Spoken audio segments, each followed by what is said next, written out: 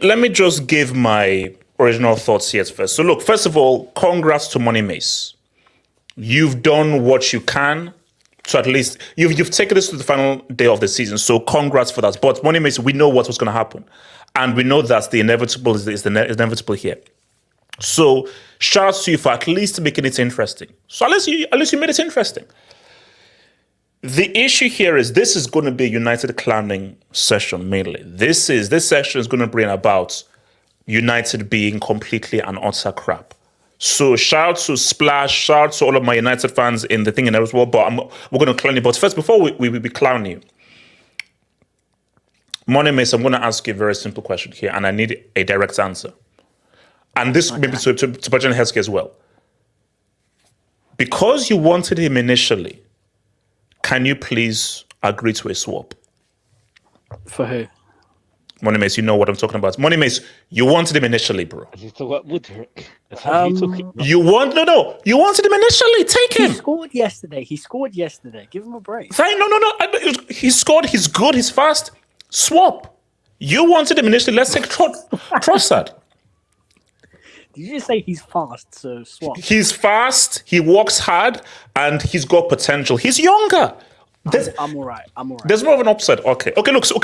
No. So look, Trossard quality. Like, I mean, what I always say, guys, is that in football, and this is just me, it's for the guys. When you score is very important, because in football, scoring a goal is good. Not all goals are the same. Not all goals are the same. A start pattern is still very good. A guy who can score hundreds of goals, that is still very good. Pressure, degree of difficulty, the context of the game, those things are different. That's why the thing's called a big game player. Because scoring a goal against Scunthorpe, cool. It's Scunthorpe. It's Liga Warsaw. It's Braunschweig. It's Pescara. Okay, it's freaking Como. Shout out to them just getting promoted. So it's still good, but cool. But scoring a goal when there's pressure. That's Man United. Bayern Munich. When the team isn't playing well. When things are not operating well. That goal is of higher value. And what Trossard has done consistently for Arsenal in scoring these important goals shows you why, oh no, I am putting him at a higher level than other kinds of different attackers.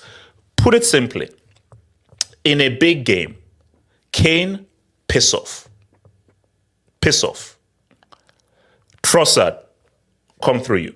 If it's a big game and I need a goal, Kane, go learn how to speak, bro. Go to speech class and learn how to speak clearly. Trossard, bro, you're my guy. That's my thing.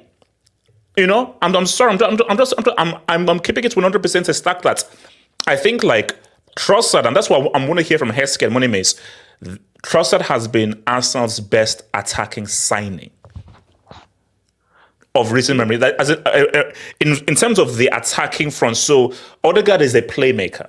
Saka wasn't bought. So Jesus, Havertz, those guys, and then him, Trossard has been the best signing. Now Havertz, what? Are we to ignore he provided assists? Are we just gonna gloss over that? Heskey, lie to me and tell me that Havertz has been a better signing than Trossard. Lie to me. Lie to me. No. But we just pretended like Trossard just made the goal for himself. Heskey, I'm giving you a body of work. Now, no, Heskey. If you're gonna tell me that Havertz has assisted every Trossard goal, all right, I'm sorry. So What? no. But Heskey, no. All I'm saying to that, no, I'm giving Havertz his credit, but Heskey, you will not lie to me in front of all these good people, these good, honest football fans, and tell me that Havertz has been a better signing than Trossard. He hasn't been. Can we just give this guy some credit, some respect, please? Come on. Yeah, the goal wasn't So accurate, far to in be the fair. season now, and it's No, but Dad, don't do that. You see, come on, we all know football. Look, there's a guy here who causes rank talks ball. Rank, talk to these guys. My thing though is that the Haaland tapping. scored No, that goal, you would not rate it. That's- wait. Oh, hold on. No. The tapping is the end product of anticipation, off the ball movements, positioning. Guys, we all know football. We all know football. And also, if you look at that goal, shout out to Casemiro. And guys, we're going to get to Casemiro because I've got a lot to say about that's the Casemiro. discussion I'm here for. Bro, there's a whole section on Casemiro and nacho cheese. And Rank, you're leading the discussion. But Rank, on this stream, you are going to denounce his citizenship. Rank, you are taking away that man's citizenship on the stream. There's You are another taking away that man's guy's citizenship. there's another man's citizenship And I Morocco. So want. basically, two citizenships are going to get lost today. Amrabat via AK and Garnacho via ranks. So those citizenships, they're going to get destroyed this stream. But before we get there, before we clown those dudes, look, yes, it's happened though. But money is it's a body of work. Trossard has been money. Yeah, I know, yes. He has been money because it's like when you need a goal, you're not looking at Jesus. You're not looking at Havertz. You're looking at Trossard. No, money don't. Don't. I don't hear that. No. Who scored the winner against Spurs? Do you know what? Money for this whole season. Accept the medicine. Just take it. It's good for you. Just Okay, take it. look. Because before we get to guys, so money, let's go to the Aston guys. So money how valuable has Trossard been to you guys this season? Oh no, Trossard's been great. I've been saying for quite a while. He should have started the games a lot earlier in the middle of the season. The front three should have been Havertz, Saka, and Trossard. And now that we've got that front three, the team has started to look better. We're winning more games. I mean, since January, I think Arsenal played 16 games, lost 1, drawn 1, and won 14. So that just shows you the sort of form that we're in right now and how well we've been playing since he's come back into the team. In terms of today's game, I'll be real, that's one of the worst performances I've seen Arsenal have all year. Like, we were terrible, but Man United didn't even look like scoring, if we're going to be honest. Oh, no. Heck no. Like, any other team, I'd probably say even Chelsea. Chelsea would have punished us. Like, Chelsea are bad, but they would have punished us with that dead performance. Oh, yeah, no. I'm going to say, Performance. shout out to Elijah. He called it 1-0. He called it, so shout out to Elijah, man. He called it completely 1-0. So. Yeah, I mean, fair play. The thing is that they played, first 10, 15 minutes, Ten Hag tried to do something clever, and I'll give him it. He tried to play a formation that gave his team more of a solidity, and then towards the end of the first half, we worked it out, and then we started getting more chances and that sort of stuff. After that second half, I don't know what happened in the changing room. Yeah, congratulations, Miles. Is it Conference League? Oh, Conference League, relax, Conference League? He's just cracking a joke. Relax. Although we're going to finish above United today. But yeah, keep going. Yeah, great trophy. Now, what's it called? We were horrendous, but damn, Man United are bad. Like, Oh, no. We'll get it. Because just talk about United, but leave Casemiro and Garnacho out of it because those are sections. Simple sections. I'm talking about Man United as a whole. They tried. They're ass cheeks, bro. Yeah, 100%. Like, I'm being honest. Like, I know we laugh at Chelsea and we do this. Honestly, Chelsea are better than them. Yes. Like, Now we are. 100% we are. Not even now. Even in the middle of the season, Chelsea have played better football than Manchester United. Man United just have individuals that let them get away with victories. if you watch Manchester United games, they are so poorly coached. Like, the spaces. It took us 15 minutes to work out what they were doing, and after that, we started making chances. Like, I don't think I've seen an Arsenal performance that bad this season. Like, it was so bad. Yet Man United didn't even look like they were going to do anything throughout the 90 minutes. That and that's the scariest thing. That, like, so you're saying Arsenal were so bad, but at no point did I feel United had any chance of scoring. Bro, on my mother's life, if we played Crystal Palace would have punished us. Oh, for sure, yeah. For that performance, they would have punished us. Every team that is not going to get relegated would have punished us for that performance. Bournemouth, Fulham, Brighton, Newcastle, Liverpool, any team would have punished us for that performance. But Man United, and I'm sorry, HH, some of these players, it's time to put them in the Brick Academy. Casemiro needs to go under review. If we're being honest, Casemiro needs to go under review. Wait, under review or induction? Actually, induction, if I'm being honest. into Class C. HH, do you know how slowly he pushed up the line? No, I said no, save it. No, because okay, let me come to Heskey. So Heskey, talk about your boys Arsenal and thingy. Well, we'll save the cookout of Casemiro afterwards. Go for it. Yeah, I don't think it was that good. But for me personally, coming into this game, as long as we didn't draw or lose, I don't care what happened in the game. The most important thing, obviously, is the result. So, however we got that, I couldn't care less. Yeah. Man United are obviously awful, but I think the thing is, I think at this moment in time, this is the worst. They're in the worst position I've ever seen them. So I think a lot of people might have thought that, oh, Arsenal are going to come here, roll them over. But the thing is, these Arsenal players are nervous because they know if they drop points, then there's no chance they're winning anything. So there's that. So do you think the nerves played into the performance? 100%. I reckon a lot of these players are just not, I don't know, they're mentally not there in the same way some other like players are. Like obviously like Man City have these players, Liverpool has these kind of players, but Liverpool are just not a good team at the moment in time. But yeah, I think mentality wise, this will do good for us to finish this season strong. So if we win the next game, and even if we don't win the league, we're going to have a bit more added mentality going into next season.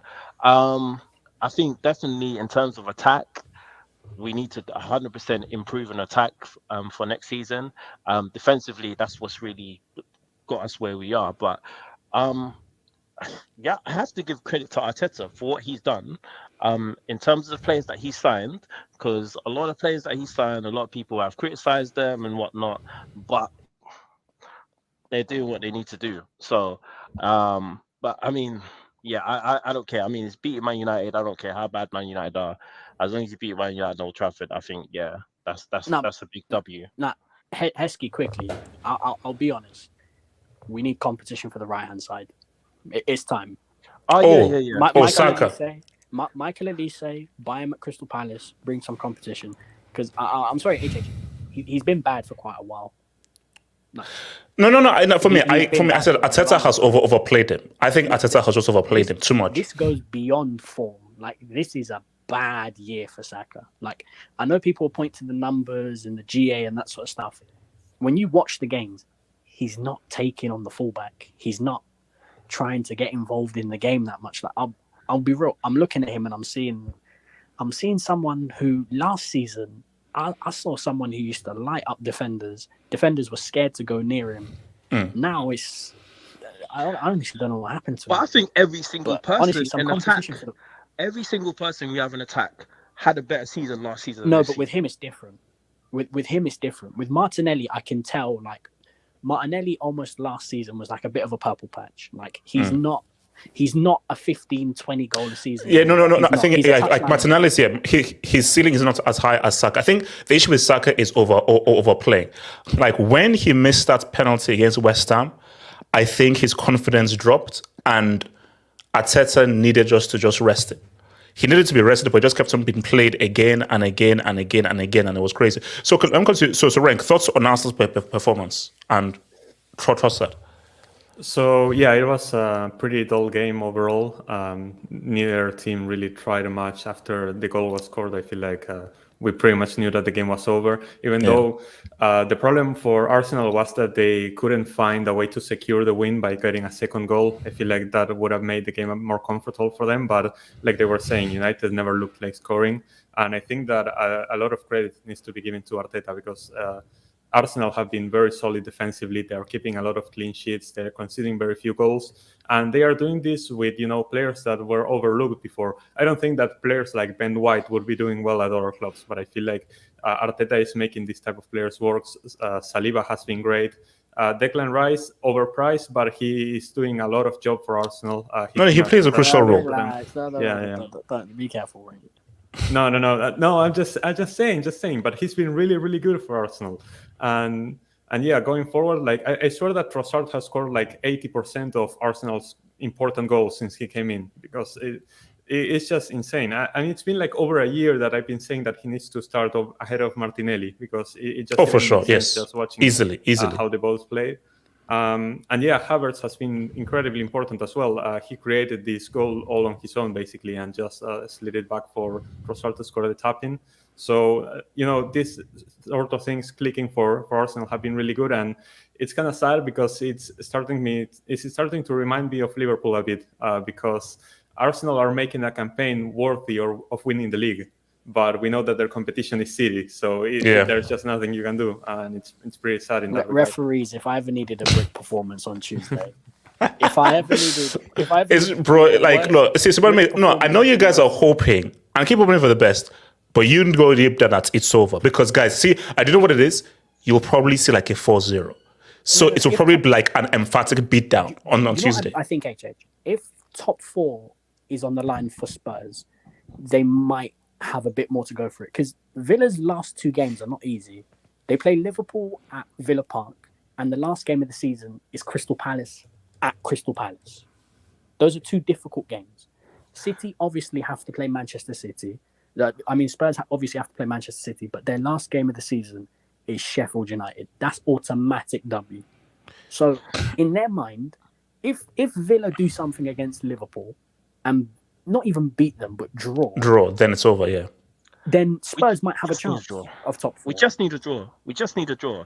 If these bums, please, if they want to do anything, achieve anything. No. Like, I'm telling you right now, we just had yesterday, there are sports fans that want to lose because they don't want to see Arsenal win. That's how psychotic it is. We gotta tell them that we can make a trophy. We can make a trophy for them that is with United City the league, and we can give them that. That's the only way, bro. Eki, talk about Arsenal, bro, before we clown United. Arsenal.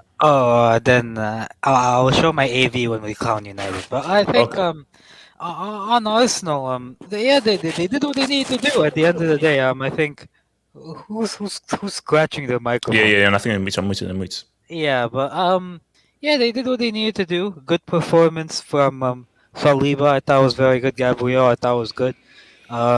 Trossard was threatening at times. Havertz created the goal, but there's not much to say about Arsenal's performance. It was a solid, if not unspectacular performance. They did what they needed to do, and they got the job done. So it's a big up to them. And at this moment for the title, it's just them hoping that City drop points. Personally, I don't think City are going to drop any points because Spurs are just... Let's be real, bro. Whatever happens, top 4 or not, Spurs are going to come out at City. They're going to play the ultra-high line. And they're going to get beat down. They're going to get completely beat down. AK, do you not have belief in the man with an R9 tattoo on his back? Hell no! Did you see that R9 tattoo? He's channeling what the hell? No, heck no. Wait, so Eric, talk to me, Arsenal.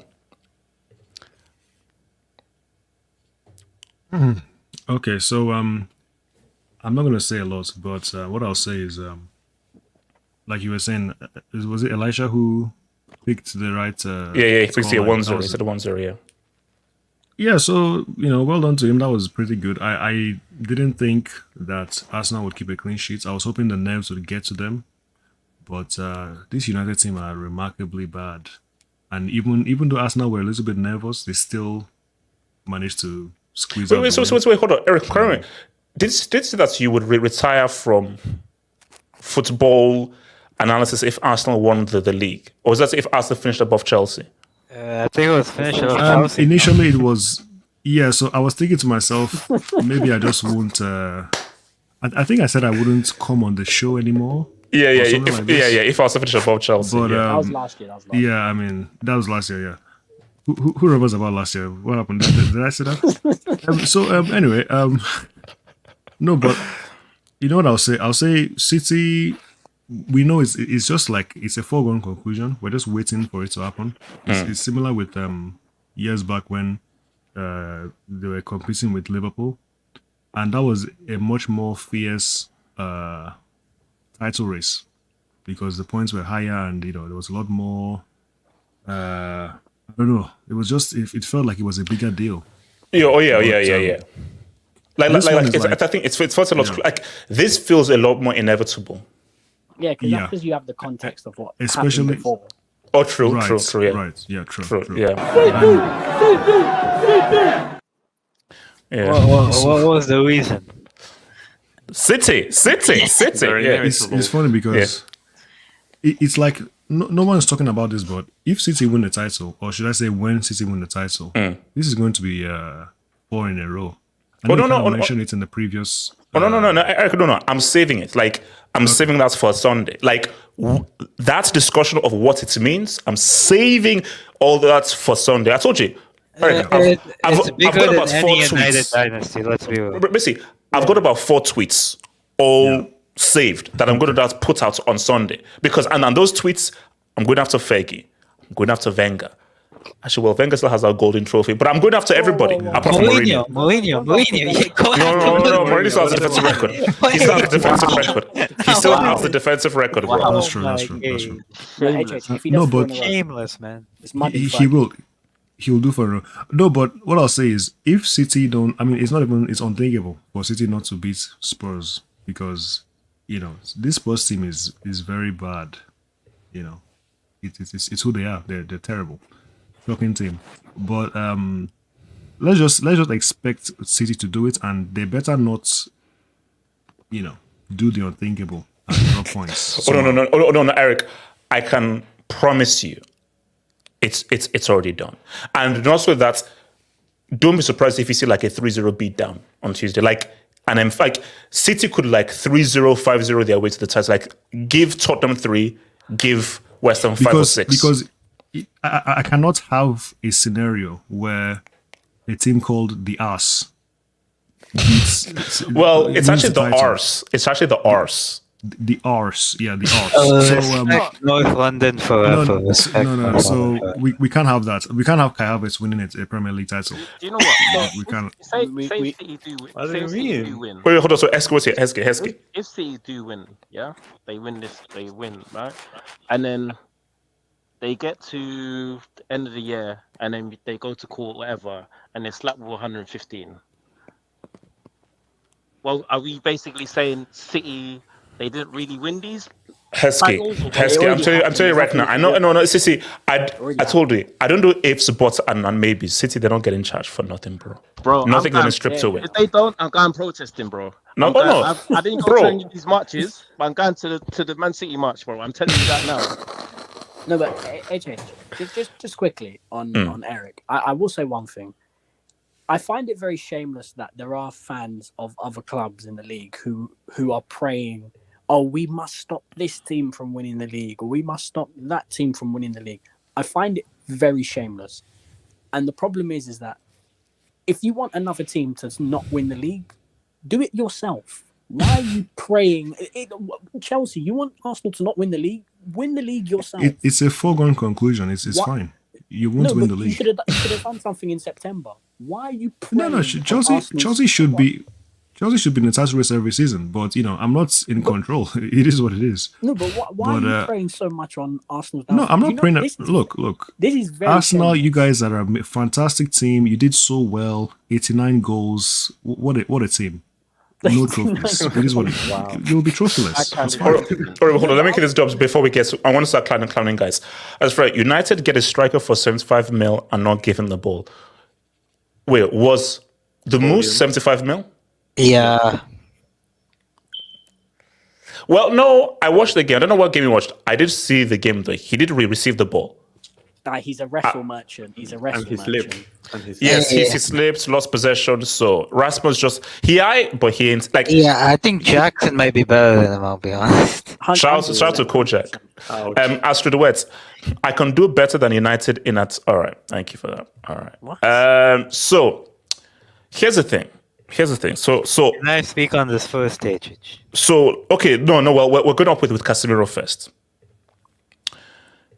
So Casemiro, he has Wow, how many UCLs does he have?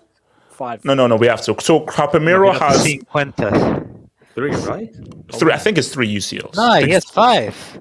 He won in He was there in 2014. 22, Oh, so was it there in 2014? Yeah, he was there. Okay, 5. I So don't he's think he played in 2014, but he was but he there. was bench. He was in the okay. So 3P and he was in technically it's really 2020. 4. It's really 4 then. Then Yeah, it's really 4. 4, yeah. So he's got his legacy and everything. But I think, and this is what I said when he joined United, he's here to cash out here. Now, guys, let's be real. This isn't like Rio Ferdinand going in goal. Casemiro has played several games as centre back. He has played several games at centre back. So he does know the basics of what that position is. But I told you at the point that way, is this guy right back? Is he centre back? Is it him? I didn't even know where the heck this guy, because he was so positionally clueless. I didn't know what was going wrong. So is that now a Ten Hag issue? Is that a Casemiro issue?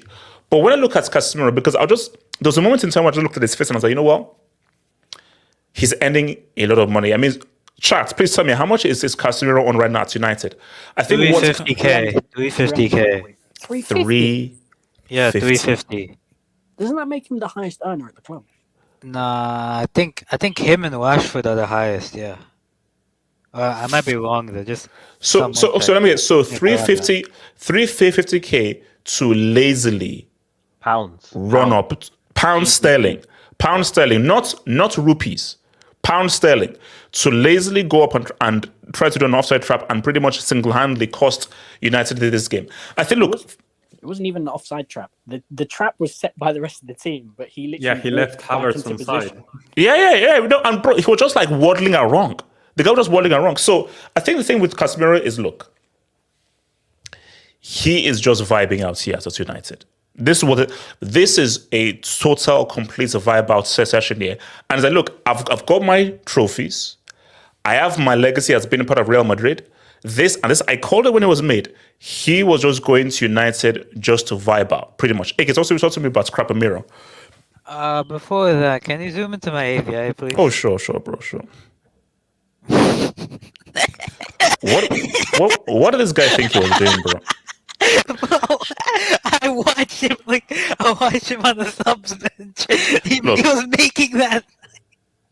What's even? Look, forget that freak Brazil. Talk to me, Casemiro. I mean, yeah, on Casemiro. Yeah, I think he had a good first season. I'll give him that. He wasn't that bad last season. He did get pounced upon 7-0 by Wenk's team, though. But apart from that, he was pretty good. I think this season, the simple thing is, like, his legs are gone. And you can see it by, like, you know, when in situations where you're trying to run with an attacker and trying to keep up with them, he stops running. He just dives in. He's 32. He's 32, but then, And also 32 in 2024 is like 26. Yeah, it's Back not in the finished. days. Especially when Yeah. Real Madrid Yeah. used him as an energy sort of midfielder. Yeah. the thing is, like, it's different for everyone, you know. Like, a similar thing happened to Fabinho last season. Like, he was so good the season before, but then there was just a steep decline, and you never know for a DM when your legs go, you're pretty much done. At the end of the day, you're pretty much done. as a DM. The only reason Busquets was able to sustain it for so long was because of his quality on the ball and his positional intelligence. Casemiro simply doesn't have either of those things to Busquets' level. So here's the thing. The simple thing is this guy is probably going to leave this season. He's probably going to go to Saudi or MLS, get his bank. But it was a poor decision from United to give this guy a 4-year deal. Even if you give him a 1-year, $350K a week deal, okay. It's not a great deal, but okay, fine. You gave him 4 years. That's crazy. 4 years at the age of 31. Like, it's not really that good. And the Real Madrid, the retirement home, which is Manchester United, keeps going on. Apparently, they're interested in Hosselu. Wait, who? What? I saw some posts that United are interested in Hosselu. Wait, is this serious? You better not be. So we're seeing a strike partnership of Joselu and Rasmus Anthony Garnacho. Oh and my Anthony God. Garnacho. Okay. So what's okay? Moran, talk to me, Casemiro. So it's pretty sad to see, because I always consider that his time at Real Madrid, that Casemiro was the best DM in the world, and it's just like they were saying that it was a steep decline this season. So wait, better than Busquets? In his time at Real Madrid, I would have, if I had to make my 5-a-side team, I would have picked a guy like Casemiro to be in the midfield. Okay. I respect Busquets, and I think that he reinvented the CDM role. And obviously, he was at the peak of his powers for longer than Casemiro. But yeah, it's just crazy to see how Casemiro has declined in such a short time and at an early age as well. HH, I sent you the Hosselu links. Okay, all right, thank you. Yeah, go for it. And yeah, I mean, this pretty much shows why he's not going to the Copa America, because there's no way that Brazil are surviving with a guy like him in the midfield at the level that he's playing. I wouldn't go as far as to induct him into the Brick Academy, because I think it's not fair to put a player in there because of his later performances when he has like a legacy of success. True. Yeah. I think that it's not fair to judge someone on the final parts of his peak of their power careers. But I agree that he's probably going to go to Saudi, MLS, or somewhere to get the bag. And yeah, it's going to be pretty bad for United, because now they have to find someone else after spending this much money on a new midfield. They have to reinvent the whole team, not only the midfield. And Casemiro has just been this guy that cost them this game and many games in the past. He got so many red cards also before that. And I didn't understand. It costed money. So if you were to rewind it, let's take our minds back. Would you have still supported United getting him at that time? Yes, but like AK was saying, 4 years is kind of crazy. Of course, they signed him on a 4-year deal because they didn't expect him to be finished at 32 or 33. But looking back, a 2-year deal would have made a lot more sense. It was just poor business decision by Man United, which they have been making the whole time. So many. They've been making so many, with Maguire, with Mount, with Onana, the list just goes on and on. Eric, Casemiro. Eric B. Casemiro. So I remember your friend, Sorry? Him. Sorry. The football terrorist. When Casemiro signed, there was this like hype, Casemiro, fantastic player. No, Eric. No. Do you know what it was? People say that United have no pull. Look at what. Because I remember, Eric, thank you for reminding me. So when that happened, the narrative was, even with how United are struggling, they're still able to buy one of the best DMs in the world. And my thing was, Real Madrid know that this guy's finished. Real Madrid know that they're getting Tchouaméni to replace him in the long term, and they're reinventing their midfield. Casemiro is going there to cash out. I was attacked by saying that, no, he's going to United because this is a great payday. As Rank just said, 4 years, and I'm on the decline. For Casemiro, that's freaking amazing. This is a great payday. But for United, they're like, oh my gosh, it's Casemiro. We're still those dudes not doing that. Are you sure he can give you 4 years? Are you sure? But yeah, because Eric. Yeah, he literally went to his retirement home to cash in and get his retirement money. That's basically what he did, and it's not too dissimilar to Varane. You know, people were saying Varane is world class, blah blah blah. These players are not what they used to be. Yeah. Madrid don't let go of players who will help them. They let go of players they don't need. So, yeah, he's just. I never expected it to work, to be honest, especially considering his age. And initially, when he had a few good games, it seemed like, okay, maybe I was completely wrong. I think they won 1 or 2 big games or something. But this, what we're seeing now, is what should have we should have all expected from the beginning. You know, he's I think he's done. Casemiro is not going to be. He can't play at that high level the way he used to. So he's No, actually. and I think the key thing was him not being picked for Copa America. Because again, Yeah. I keep asking, who's in his position? Who's playing his position for Brazil? Andre Gomez, The potentially. guy at Wolves, that's Joao Gomez. Wow. Yeah, that's pretty much it. It's funny. Is Casemiro that is one of Gomes? United's worst players. That's that. I mean, to be so. Yeah, the thing is, DM position. Basically, to be at a stage where at 32 you cannot make the Brazil squad and you are Casemiro, that's a fall. That's a fall. Like at 32, you should still be able to make the Brazil squad. The fact that at 32 you have, because again I told you, like 32 in 20. Now it's true. People do decline differently and our bodies are different, but everybody goes through the same dieting. Like, it is pretty much a blanket thing of like the dieting and the conditioning that every player now does in the modern game. So really, every 32-year-old right now should operate like a 26, 27-year-old 15, 20 years ago. So at 32, you shouldn't be this washed. Unless we say that the United conditioning is trash. Well, There's a conversation there. no. Again, I was about to say, look at all the injuries. So all this, because thank you. So basically, there's a graphic. They said that this season, United have had, I think, is it 14 different centre back 14. pairings? 14, I saw that. and Arsenal have had only 4. 14 different. That is insane. That is insane. So my thing though is that can't just be bad luck. There must be just something wrong with your conditioning. Shout out to Cristiano. Hate Cristiano all you want. He said that the facilities are still the same that it was from when he left back in 08 to 09. So I'm saying that. This was Eric. I think I would have played McTominay in centre back. To be honest, he would have done a better job. Then who plays number 10 then?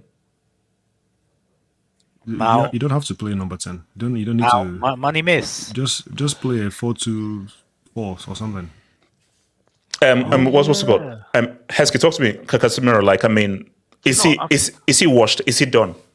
I totally forgot they have Mace at their club. But anyway, yeah, Casemiro's done. I mean, if you basically came up from poverty and you've gone to Real Madrid, you've won 3 Champions Leagues in a row. How many Champions Leagues he won at Real Madrid?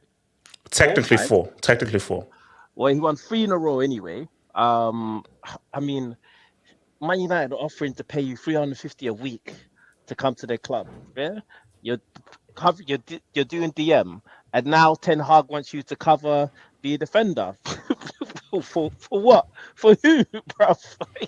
I was like, let's give my money. I can't do it for you, man. Yeah, man. Yeah, man. So I mean, but I have to respect players like Thiago Silva. The guy's playing till 38. Modric, he's playing.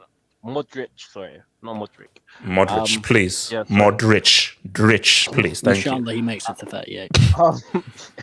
What, Modric? Yeah. No, look, see, let's be real. Casemiro is retiring in about 2-3 years' time. I don't see Casemiro playing beyond 35. No. Well, I mean, for me personally, I feel Man United deserve this for what they've done to Pogba. I feel we got robbed. He could have been somewhere else, and we got robbed of one of the could have possibly been one of the best players of his generation. But here we are. End of the day, Man United are rubbish, to be fair. I mean, at the beginning of the season, well, the way Chelsea was spiraling, I didn't see anybody finishing below them. But the fact that they finished below Chelsea, yeah, I mean, Man United, they must already be inducted. Are they? Oh no. The badge is there. I think it's around Class B, but the badge is there. I think Old Trafford has to be inducted because I just saw videos of Wayne leaking into the stadium, man.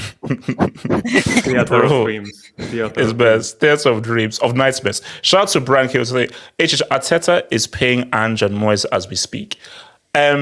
You can pay them as much as you want. Tottenham fans are tripling the payments by saying, here's the thing though. If I see a situation where City are up 3-0, check Ange's account. And then the players' accounts. If let's say like City are up like 3-0 after 50 minutes, then check someone's accounts. But my thing is, Brian, it's already done. They're going to throw the game. At the crib. Yeah. No, they're not. SMT, No, they're not. remember for 12 months. Madrid would probably take back Odegaard though. Nah. Odegaard no, wait, hold on. What do you mean by taking back?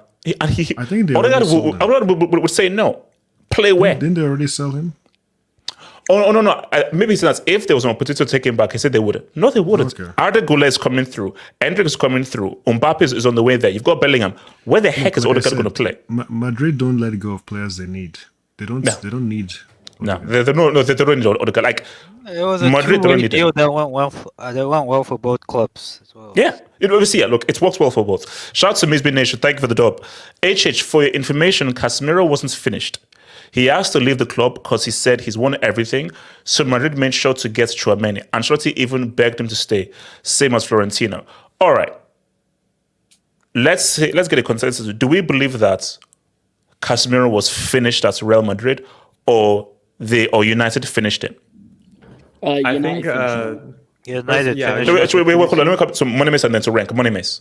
United finished them because the thing is that when you have players of a certain age, you need to start hiding their deficiencies physically in order to keep them playing for as long as possible. Like the reason why Cristiano Ronaldo looked finished at Manchester United is because they didn't try to keep the ball. They played a counter-attacking system, and then they ended up buying Cristiano Ronaldo. And Ronaldo, for as many gym pictures as he wants to take, and for as many ab workouts he wants to post on his Instagram, if you get him trying to press, or if you get him trying to transition deep from the Manchester United box up to the opposition's box, it's going to happen at half speed. So you need to hide his deficiencies by having a team that helps keep the ball, that helps take away from his responsibilities, which is why Manchester City should have bought him all those years ago instead of Man United. No. Money Mace is cooking Same thing with because Casemiro. no, it's like technically he was finished, but if he had stayed at Real Madrid with Tchouameni and all the guys fitting in, Carlo would have been able to utilize them in a way where, as Money Mace just said, hide his deficiencies. But the decline was happening. 100% it was happening. But you wouldn't be able to see it if you have a proper team around you. The issue with United is that the team is so broken. There is such a lack of a foundation at the team that when Casemiro said, they say, Casemiro, do everything. Pogba, do everything. Because players are having to do far more than they should really be doing at their age because everything is so crap and they're relying on this big superstar to come and do everything. Where no, that's not how a team works. Everyone has a role and sticks to their role. Rank, what do you want to say, Rank? No, I think Money Mace hit the nail with the head there. That United were the ones to finish him, but Real Madrid recognized that the trend was already going down. Like the stonks of Casemiro were already going down. The line was heading down, and that's when they decided, okay, we need to sell this guy anywhere and get the money. Okay, now Rank, this is where you come into the section. Let me just set this up. Ricardo Now- should actually be here. Let me first start off. Actually, no, he shouldn't, because I know how he would link this. Now, let me just start by saying that he's 19 years old. He's 19 years old. Jude is 20. I believe Bellingham is 20. Florian Wirtz, I think, is 20 or 21. Lamine Yamal is 16. So, and I've said this many times. arguably, probably most of the best footballers right now are sub 23. Xavi, Simmons as well. Javi Simmons. So some of the best players, the most naturally gifted footballers right now are 23 and under. So 19 isn't an excuse because you are in the age group of the best players right now in the game. So my favorite Garnacho is this. So this is a tricky thing here. I like footballers who are fearless and want to try things. My philosophy of football is keep dribbling, keep making things happen. Because all you need for it to happen is for one good opportunity, and then it goes. If you're now, okay, pass it sideways, pass it playing safe, then no, be risky. So yes, I like guys that want to push the issue, but here's the issue here. Take calculated risks that make sense and be thoughtful in what you're doing. Choose the right dribble, choose the right pass, choose the right amount of time to carry the ball and then to release the ball, choose the right shots to take. The issue with Garnacho here is I'm looking at a guy who he just seems so brainless. And the reason why I mentioned all those other players is that if we didn't have his generation who were so good, I'd be like, okay, look, well, he's young. I can't say you're young because I've seen Yamal play. I've seen Bellingham play. I've seen Havertz play. I've seen other guys right in your age group who have far more sense and brains as to what they're going to do. So I'm looking at Garnacho right now, and I don't see a high ceiling for this guy. I think that, yeah, pretty good. There's a talent here, but I just think other guys in his age group are just of a far higher footballing understanding that the ceiling for these other players is just far higher than this guy, because that second half per performance is one of the most reckless things I've ever seen from a player. In the sense of like, are you thinking about what you're doing before you actually do it? Like, this is just madness how you're operating. So, Renk, talk to me, bro. Like, how, as an Argentine, how do you assess Garnacho? Is it a case of, look, give him time, he's young, he can grow and improve? Or it's like, no, for a 19-year-old, your contemporaries are far better than you? Or is there time for him to improve? Okay, to start things off, Garnacho is as Argentine as I'm Italian, you know, and the only thing I know to say in Italian is questo United è un cazzo. They are shit, they are crap. Oh, okay? wow. And, you know, obviously, you mentioned a lot of players. I think that it's pretty obvious to tell that Garnacho is not better than any of the players that you mentioned, in any regard, I think. But the problem is that I'm finding United too over-reliant on him at times like this. And it's just not healthy because, like I was saying, he's not as talented as the other players that you mentioned. He's not a game changer. And it's just that, yes, he's still young. He's reckless. He doesn't have the best decision-making, but he was the only one pushing forward and trying to make things happen. And I think that second half performance was just the symptoms of this Man United desperation that they were showing in the game and the lack of coaching that they're having. Like, why don't we have a Ten Hag segment? For real, because if I was a United fan, I would like to have a camera in the training session, like there at the camp, and see what the heck they are doing. Because if the defense is so trash, if you're having so many center-back partnerships and going forward, you're doing absolutely nothing. Like, you're having to rely on Bruno Fernandes to create chances. How is that a thing? Like, everyone is getting injured and the attack creates absolutely nothing. Your players are sleeping. And whenever Garnacho receives the ball on the wing, there's no one there to support him. Like, yes, he's forced to take these risky dribbles because there's no one to pass it to. Like, they are just giving the ball to him and praying that he does something. And then there's no one in the attack following up with him. So, yes, Garnacho took a lot of bad decisions. He lost the ball a lot, but United were so over-reliant on him that second half that there was nothing he could do. They were just giving him the ball on the wing and hoping that he did something, and no one was showing up in the box to, you know, be a sort of threat for him to pass the ball to, make a cross, something. So, yes, Garnacho, he definitely needs time for both for United and for the Argentinian national team. I think that he still hasn't shown a lot. He hasn't got that many minutes for Argentina, but what I've seen, you know, it wasn't good. He hasn't been creating much. So let me ask you this. So if you were advising Garnacho, you advise him to get the best out of him to reach his full potential. Would you advise him to stay at Man United or seek a move to a different club or a different environment? No, I think that if United are going to continue with this project under Ten Hag and they are going to keep making these bad decisions when it comes to the transfer market, just spending a lot of cash on random PR players that don't get anything on the pitch and who don't fit any system, that he should leave United and just go for another club where he can really develop. But like I was saying, he doesn't have as high a ceiling as the other players that you mentioned, but there's definitely talent there and that he needs to work on, and he definitely needs to work on his decision making. But I'm not putting much blame on Garnacho this game because it was just the desperation of the game and United only relying on him to make something happen in the attack, and it's just unfair. 87, how would you assess Garnacho as a player? Do you think give him time, he can come to somewhere, or you don't think he can amount to anything, especially when you look at other guys in his age group?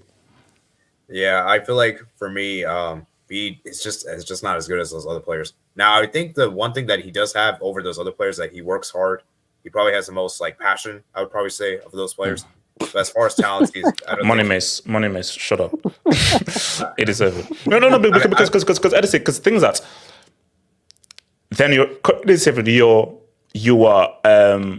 You are describing my nemesis, Conor Gallagher, because passion can only take you so far. Because my thing though is that passion should never be used as an attribute in football. Passion is something that should. Why are you obsessed with Gallagher? Huh? Why are you obsessed? Is he the worst player in our team?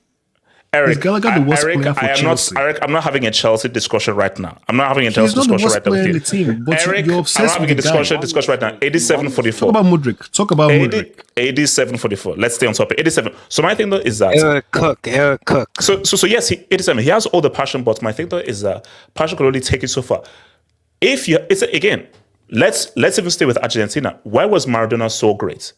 He was crazy talented, and that guy cared ridiculously about football, that he would die on that pitch. So that's what made him such an enigma, because he had crazy passion, but he had crazy talent. But we need the talents first. So if all you have is passion, but lack of intelligence, lack of decision making, lack of making the right moves, you're no good to anybody. Yeah, I mean, I feel like he's not as talented. Can you bring in Los Blancos Estudios, please? Okay, sorry. 87, go for 87. Yeah. So he's not as talented as Pedri, Yamal, and those kind of players. But yeah, I mean, for United, as I said, I mean, this club is just—they're not really that good. The club has just not been great this season. It's been horrible, and I mean, you could blame Garnacho for today, but I don't think he should be the main person. No. It's a no. I agree with what Reng says, is that you can't blame. It is the irresponsibility of United. Yeah. You can't be relying on a 19-year-old who ain't Cristiano or R9 or Messi or Neymar to carry on. Now, if it's a 19-year-old Neymar or 19-year-old R9, they're an enigma. This is freaking Garnacho, bro. So you're getting a 19-year-old Garnacho to please help us do something. No, that is highly irresponsible. So yes, United are to blame for having a position where a 19-year-old who isn't as good as other guys in his contemporaries to now be relied upon to now have the ball to create something, which is irresponsible, And Los Blancos, I'm saving you for a whole United thing as well. So I'm going to save you for that. Eric, Garnacho, bro, would you take him at Chelsea? I actually would. Potentially. I think he would actually be better than Mudryk. Yeah. Yes, actually. Okay, no, hesitate. I wouldn't take him. I would take other people. But if it's between him and Kiev, I'm taking him over Kiev. So yeah, true. Yeah, so I don't want to go there, but I'm going to go there. I know this is not a Chelsea segment, but just very briefly. You know how you talk about De Bruyne and you call him an industry plant? Yes. I feel as if a certain Ukrainian who plays for Chelsea might be an actual industry plant, but no. He's not an industry plant. He was a donation.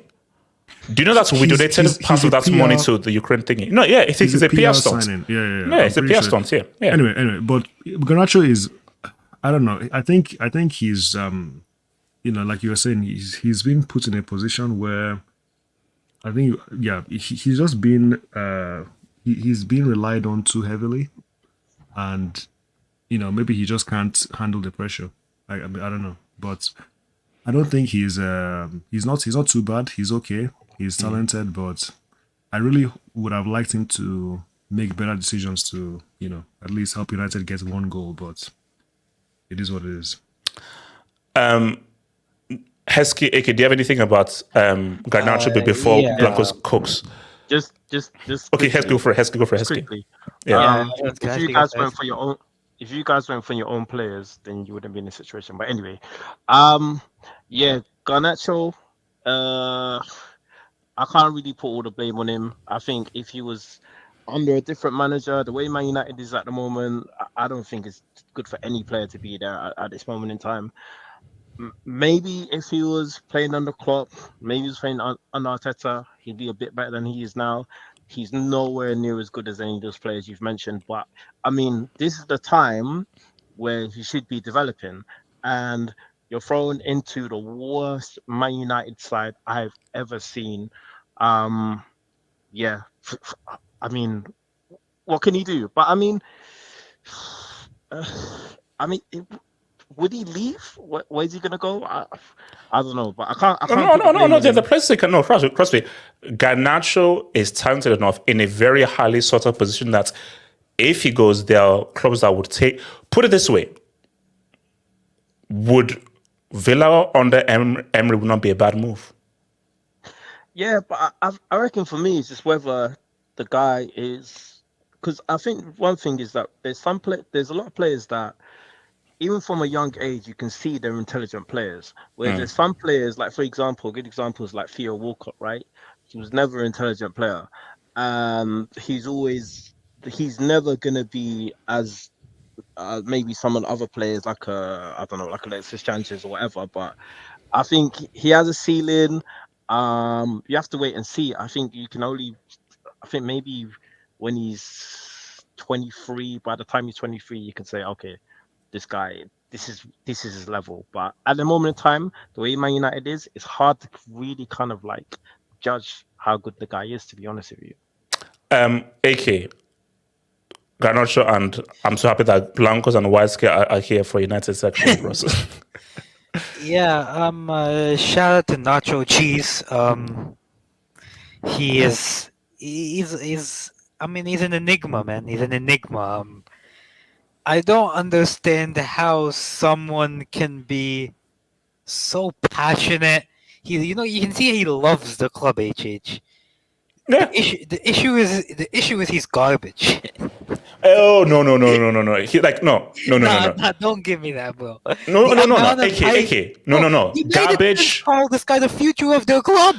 If he's the future of your club, your club's gonna finish in. Wait. Hold on.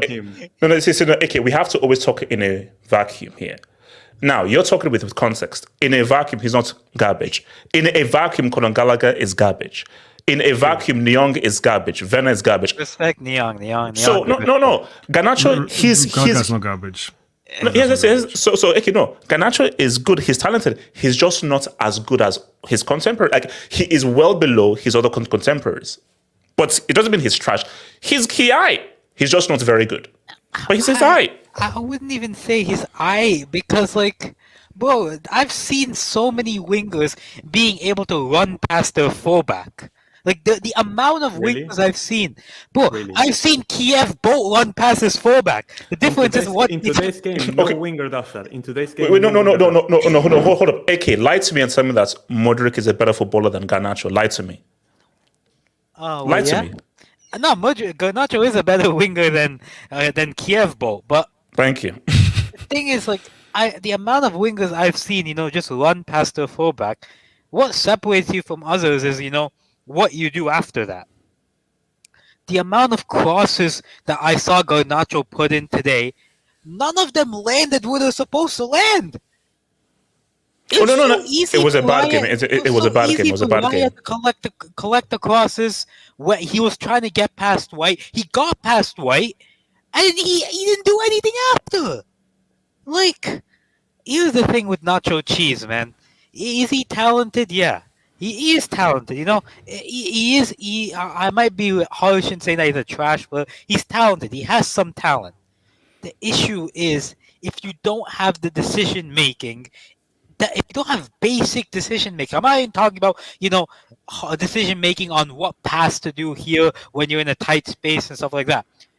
The decision making on what type of cross to put in when you're in open space. When you beat your fullback, what do you do after? Like, that's basics of a winger. That's not just decision making that might develop after. That's basics of a winger. You can't tell me you don't have the basics of a winger and you're the future of Manchester United. Amad Diallo's better than Garnacho. Amad Diallo on the other side is a far better footballer than Garnacho. Kobe Mainoo's a far better footballer than Garnacho. It's like, here's the thing. Let's be real, HH. The only reason this guy has as much hype as he has is because he sucks off Ronaldo's balls. Okay, let's not be that explicit. Let's not be that explicit. No. I'm not gonna. Let's be honest. He sucks off Cristiano Ronaldo. That's the only reason. Ronaldo fanboys are the only one that hype him as much as they do. No. Look, I think, for me, you're being way too harsh on this guy because see, my thing is that take the hype out of it. You see, for me, I'm clear here. So I see through all the hype. Take the hype out of it, right? I can name you 5 players in the French league, lower level French league teams that do the same thing that Garnacho does. I swear. Go ahead. I swear. Go ahead. Je suis tu et il est Aarons better than Garnacho. No. Let's search up Kamori Doumbia at Brest, who's actually in the Champions League positions right now, but Kamori Doumbia at Brest. Search up Desiree Doué at Rennes. Search up at Lyon, there's a winger, Ernest Nuama. Search up these 3 guys, they get no hype, they're all far better than Garnacho. No, but basically, I think the way I view it is that I don't acknowledge the hype. I'm just looking at what the player is. And what I see is a player who has some talent, but he just isn't as good as other contemporaries. But what I'm not, because I'm sorry, I've seen trash. I know what trash looks like. Modric is garbage. That right there is trash. Okay. What I see because Garnacho is like, okay, no, there's some talents here. But I think there are. You can see that there are far better players than Garnacho, but it doesn't mean that he's trash. No, there are levels, to this. There's tier 1, tier 2, tier 3. I don't Garnacho may be like it's. I don't think he's trash. I just think he. You said he's garbage. You did say he's garbage. Yeah, that might be harsh. The thing I'm trying to say is this: I haven't seen anything special from Alejandro Garnacho that I see from many players that I watch. That overhead kick was crazy. That overhead kick was crazy. Congratulations. Like my friend who played travel soccer scored an overhead kick. So I'm gonna pick AK for my favorite side, and I want to keep him do that. No, come on. Okay, but look, okay. I'll put the cross. Now, look, here's the thing. So I'm so glad that Los Blancos and Wazke here because I want to name this United. So look, Los Blancos, I think that it's cowardly that you're not standing by your team. I stood by my team in 12th. Okay, I stood by my team in 12th. I think it's cowardly that you're standing by your team. So Los Blancos, what is wrong with Man United? Or is this really a Ten Hag issue, or is this injury tax? Los Blancos. First of all, I am standing by my team because we're talking about bums here, but there were you said about useful bricks. Hostelu was a useful brick, man. Hostelu is a useful brick. Getting that brace, man, like useful bricks like Hostelu. Get those braces again. So I don't know, as far as my team is concerned, I'm very much looking forward to an awesome Champions League final against Dortmund and getting that 50 UCL, man. But if you want me to comment about my parent club, that's fine. Can do that. That's not a problem, man. Yeah, exactly, man. Sam's right. Exactly. I've just come back from the title parade, man. Exactly. Actually, know what? It's because we are going to touch upon because I want to touch upon the whole Real Madrid thing. But yeah, go for it. Come on, geez, at the end of the day, it's actually really sunny as well. It's sunny as well, man. So I'm enjoying life here. So, but if you want me to discuss or give you my opinion on Parent Club, then I'm happy to give you my opinion on what's going on. So I think first things first is that I mean, clearly this is like an end of season game. I don't really think that there's much you can really look at this game because at the end of the season, United don't look like they're going to be getting top four anytime soon. So this was not one of those United versus Arsenal games that was the traditional, maybe quite intense, going for a type of thing. It's clearly Arsenal obviously just want to sort of try and chase City. I think the big thing is obviously going to be next week when City play Spurs. I think that is basically going to be the decider at the end of the day. So this was more of just Arsenal just trying to, United are dealing obviously with several injuries that are going for this team. So whatever you say about where you think Garnacho bad or not, at the end of the day, I don't think there was really anyone else that could come on field and play really. So I didn't say UK. I just said it was sunny, man. So that's it, man. So it's sunny, man. So anyway, so at the end of United, really, all United have to play for this season is the FA Cup. And if they win the FA Cup, then they will. I think if I recall, if the winner who wins the FA Cup, I think gets to go into the Europa League or something. So I suspect. Yeah, it's Europa League. Yeah, it's Europa League, exactly. So if we're honest, the team, Ten Hag and team, people like, listen, we've got many injuries, we're disarray. Really, they're probably thinking in the back of their mind, if we're going to save this season, we're probably going to put it all into the FA Cup final, and we'd rather make sure that all of the players come back fit, ready, prepared, and go on flat. Because then if you get a trophy and get the Europa League, then maybe United think, well, it was a terrible season, but it wasn't as bad. So do you think United should feel ashamed off of these two performances of Palace, and especially this game? Just in terms, are you saying that like end of season, or hey, it's injuries?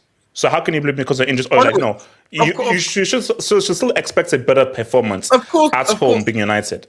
Of course, the Palace game, obviously any 4-0 decision is so. But I'm just saying that from the observer, I suspect, at the end of the day, you've got 7 senior players out. Which whatever you say, saying that you're relying on, Johnny Evans, who's 35, who shouldn't be here, and a makeshift Casemiro, whose obviously legs have gone at centre back, and then a 19-year-old in Garnacho to the line, and that's basically what we're saying should be carrying Manchester United.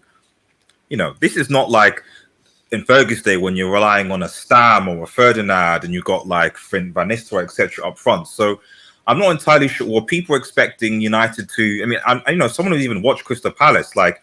As I was speaking to someone who's saying, "Oh, United should beat Palace." Like, well, hang on a minute.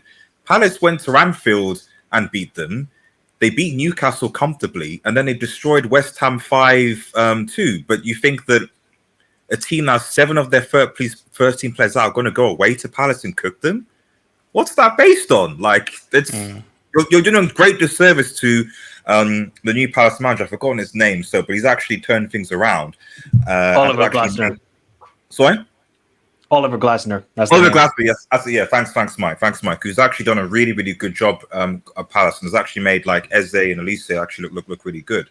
To be honest, I think what we should be speaking about is because I know Z-Man isn't here, but but he was very much on Arteta should be sacked, Arteta should be gone, etc.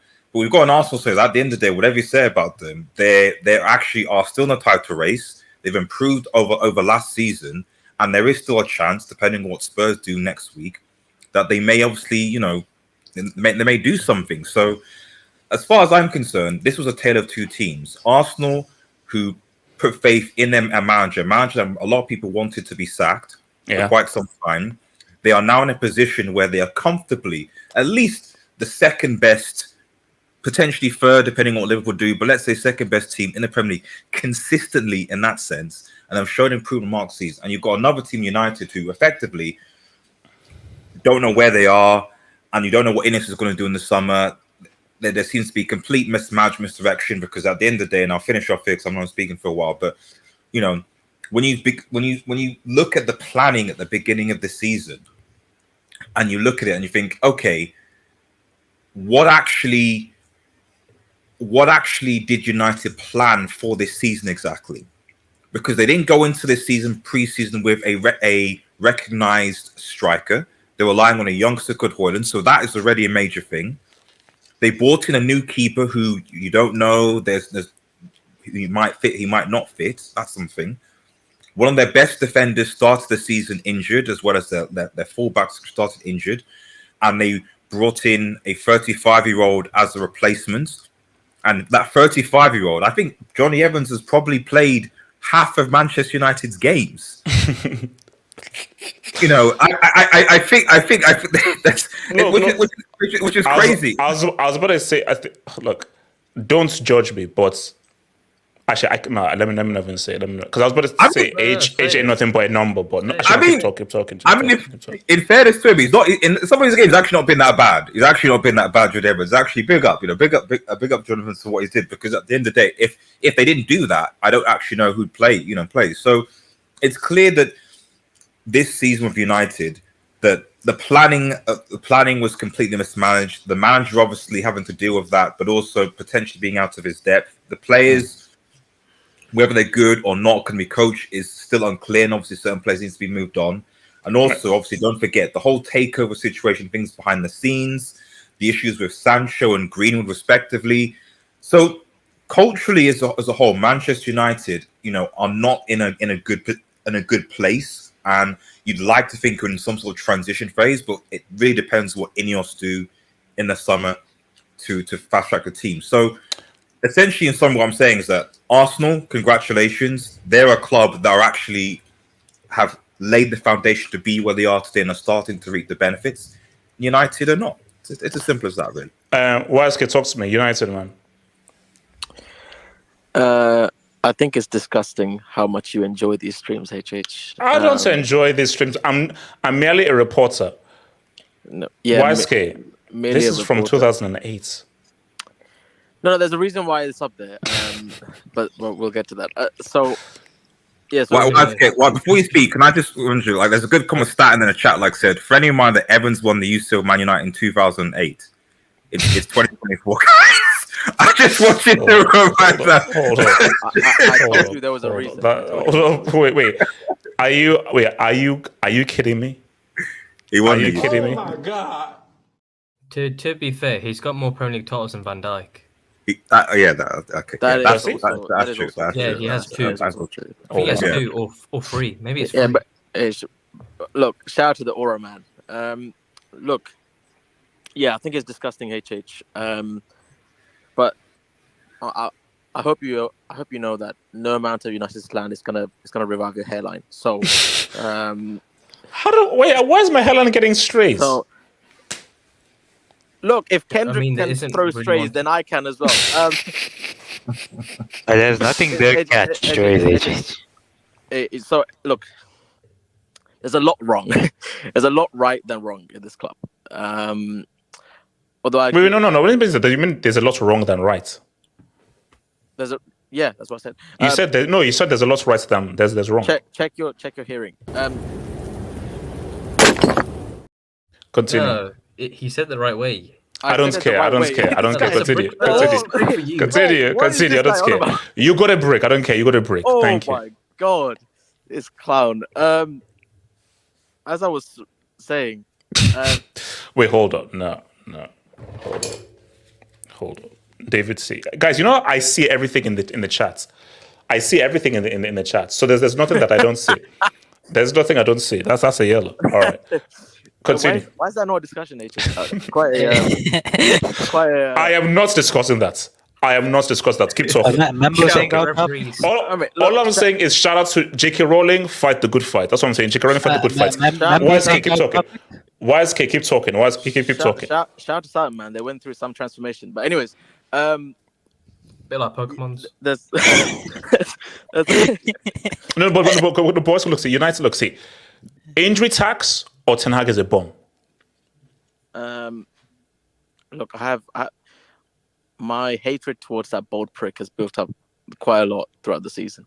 However, injuries, bad luck, yes, those are things. But also, I have to question the infrastructure of this club when it comes to just your well-being.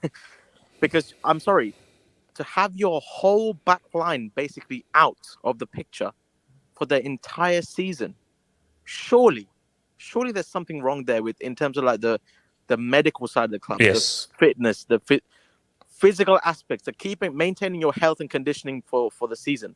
Surely there must be something chronically wrong there. Like, because 14 centre-back combinations in a single season. I have never heard of that, ever. I've not a relegation club, a championship team. I've never even fathomed that. How is that even possible? 14 combinations. And those and you saw with Casemiro. That guy's he's not a centre-back. No, So even if but he has played centre back before for Real, but at 32 at United, nah, you don't want that, bro. you don't put a guy like Casemiro, who's his confidence is all-time low. He's declining or has declined, and you chuck him at centre-back next to Johnny Evans in 2024. What the hell were you gonna? What?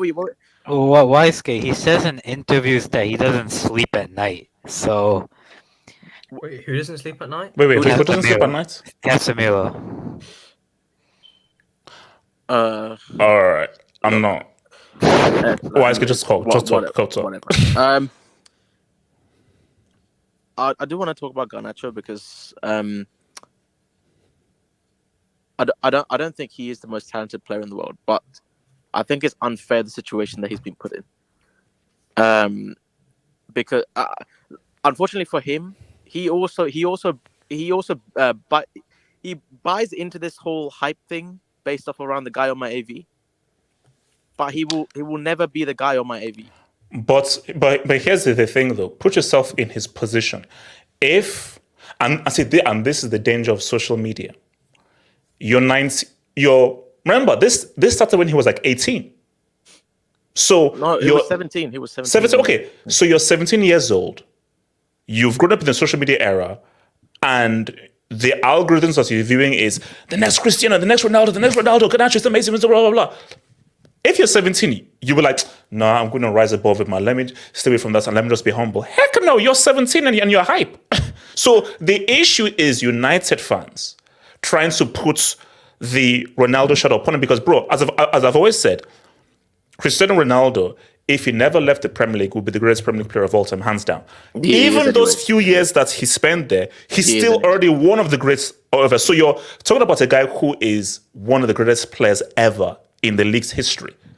You can't do that to this kid, bro. You can't. In fairness to Garnacho, no, I don't think any player can flourish in the situation that United is in.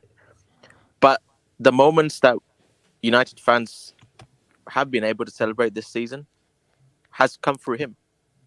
The goal of the season. That is the goal of the season, by the way.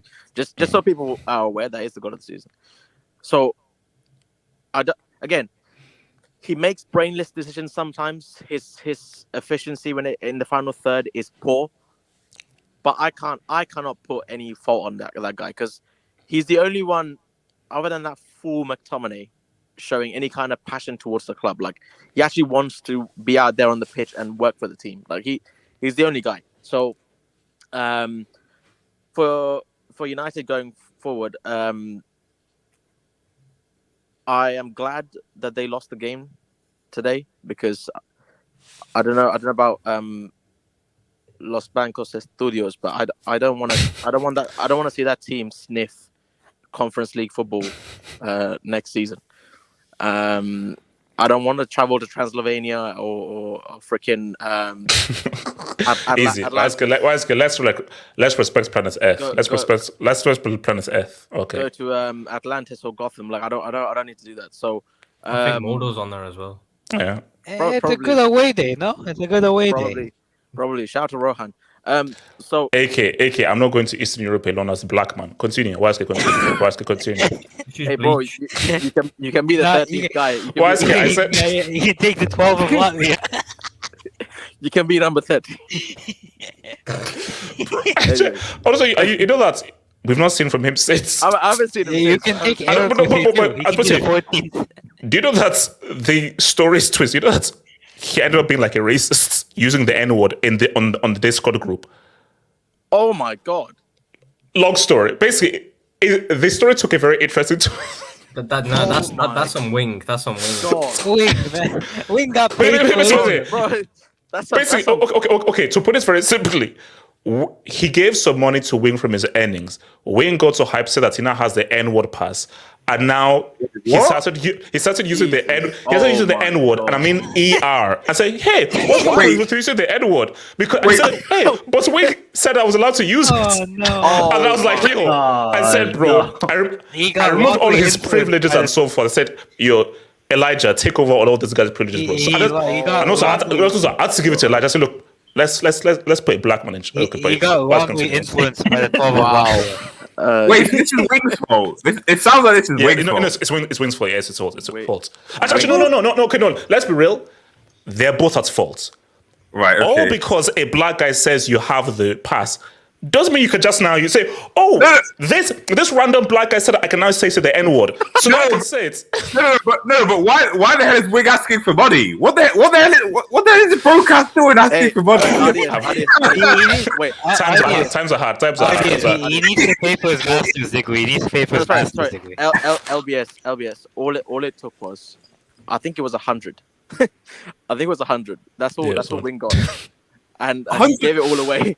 He gave that's crazy. A $100 to sell your soul is crazy, man. $100. That's crazy. Oh. So yeah, no, again, like I said, okay, no, sorry, no, this could, I'm sorry.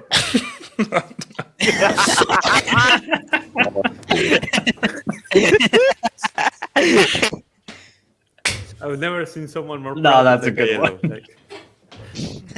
That's a yellow, man. All access. That's wild. That was a technical foul. To stop the God. Technical foul. Oh, bro. Everybody's now calling Wickers. Why is he keep talking? Hold on, He needs to pay for his master's degree, man. What is it? In fairness to our boy, you're a Chelsea fan. You've got what's his name? Doesn't Modric do this stuff all the time? Why is he continue? Why is he United? Why is he talking? Why is he talking? There's literally video evidence of that guy doing it. But anyway, yeah, exactly. And yeah, you said it he's one of our own. Chat, I need it to relax. Chat, I need it to relax. Chat, you're going crazy. I need to relax. Why is he continue? Did they hand those out at Chelsea? Why ask it? Okay. Oh my days. Big up Modric, man. Like those are some beats, man. No, I think Modric didn't get one. I just think he wanted one. It's crazy. I guess he's.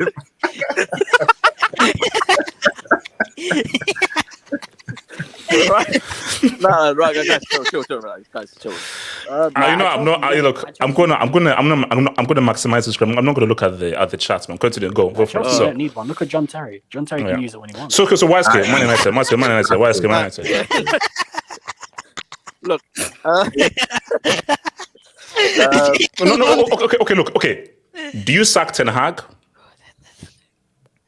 Because Ineos was there, Ratcliffe was in the crowd. But Josh Roden, that's crazy. Josh Roden, 12-month subscription is crazy. Why is it? Do they sack Ten Hag? Look. Personally, I don't think he will. I mean, but what do you do? You sack this guy, and then who'd you go for? I swear to God, if I see anyone else. No, bro. Gaza Southgate. No. Wait, you want to go for Gaz? No. He's a top target, didn't you hear? No. Gaz is top target. Gaz, and also we all know that England are going to fail at the Euros, and then Gaz is free. Bro, did you just say Gaza? Gaz. Gaza Southgate, man. Gaza Southgate. I don't want to see Southdoor anywhere near that club. I thought he's going to Chelsea anyway. He needs to work. He's more of a Chelsea manager, to be honest. So he needs to stay. He needs to stay focused on the job, meaning the Euros. Nah, he's too woke. He's too woke. Wait, he's awake? For Ineos, oh Jesus. For Ratcliffe and because he's obviously restructured the whole the guys basically above Ten Hag. So everyone above Ten Hag all those corporate stooges that he's rearranged. So. Sorry, Waske. Did you see that he's speaking to Keir Starmer? Keir Starmer was that. Yes, I was like, wait, why was he there, bro? Yeah. How about you sort out the damn country rather than go and watch a football game, bro? Sort out the damn country. He's trying to get in with the new government to, make those connections, those types of things behind that. Jesus, you know what I mean? Like, what the heck is Keir Starmer doing next to Ineos? Politicians, man. The Qataris and all them are in with the Conservatives anyway, so the guys got to live. We got to live. We got to get some sort of United got to get some sort of.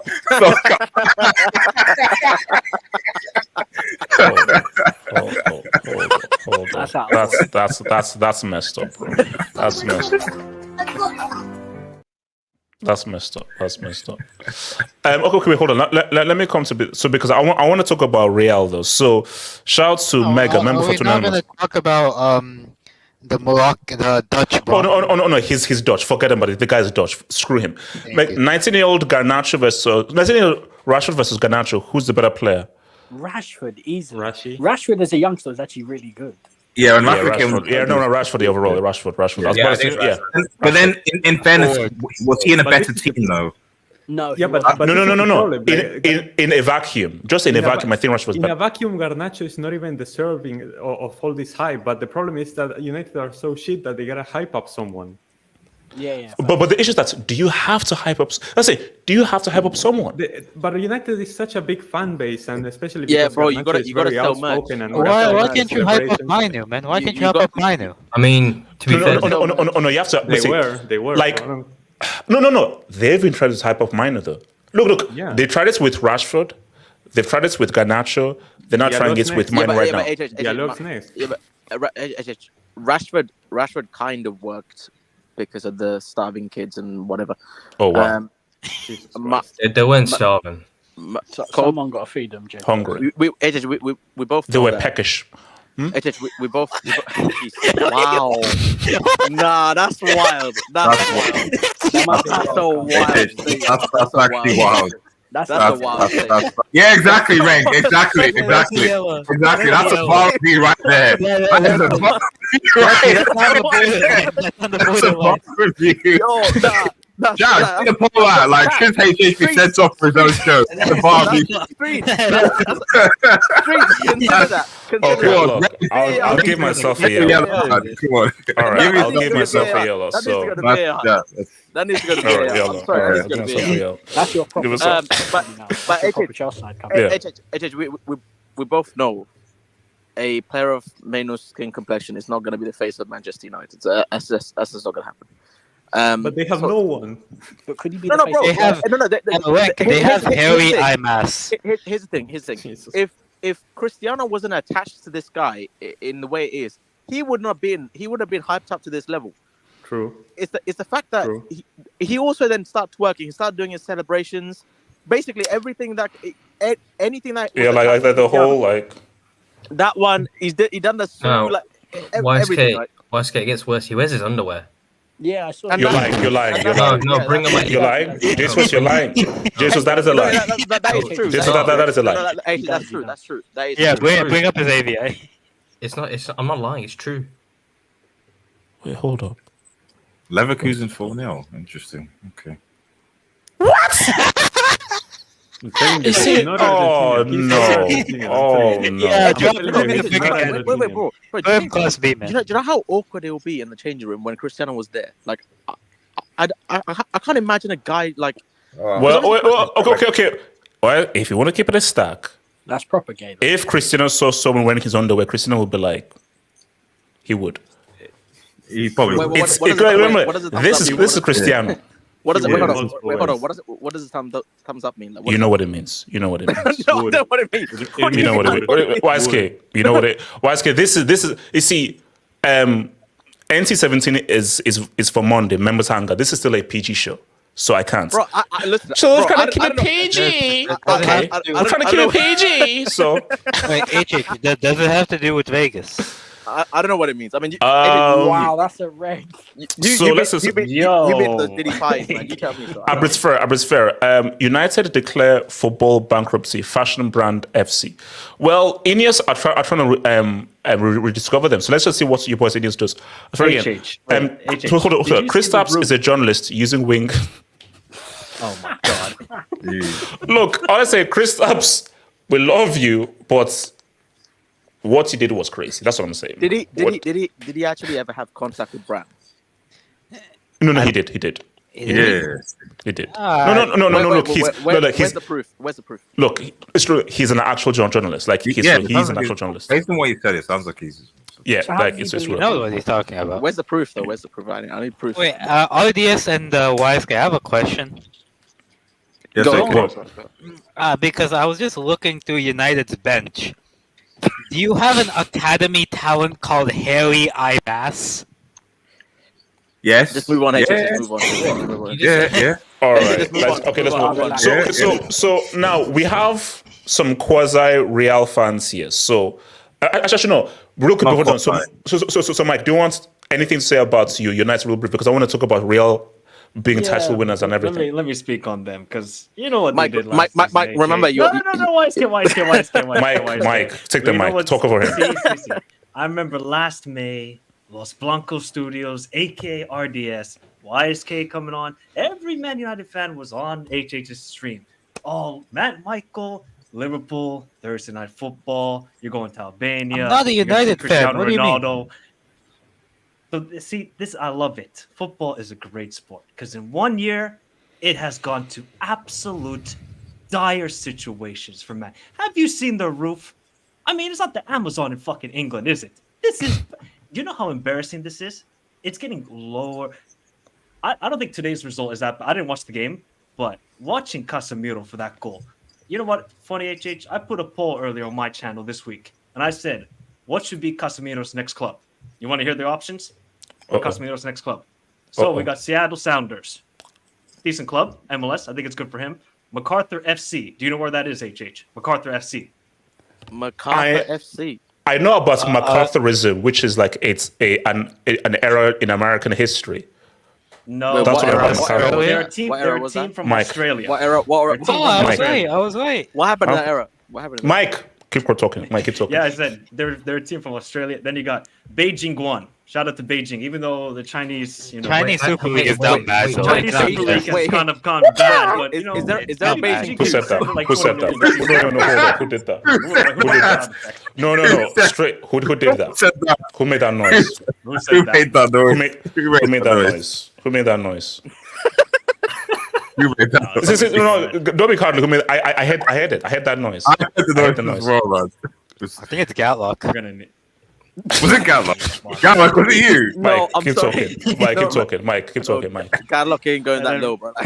Wait, Mike, how do you The spell last the one? club is that you can join Al Ettifaq with wonderful Steven Gerrard as manager. Saudi League. Yeah, bro. Casemiro's done. Let's be honest. I choose the bottom one. It needs to learn Arabic, man. It needs to learn Basically, what Arabic. we said about Fabinho last season. Fabinho was washed. The man had no legs. Just made of cement, basically. And the same as Casemiro.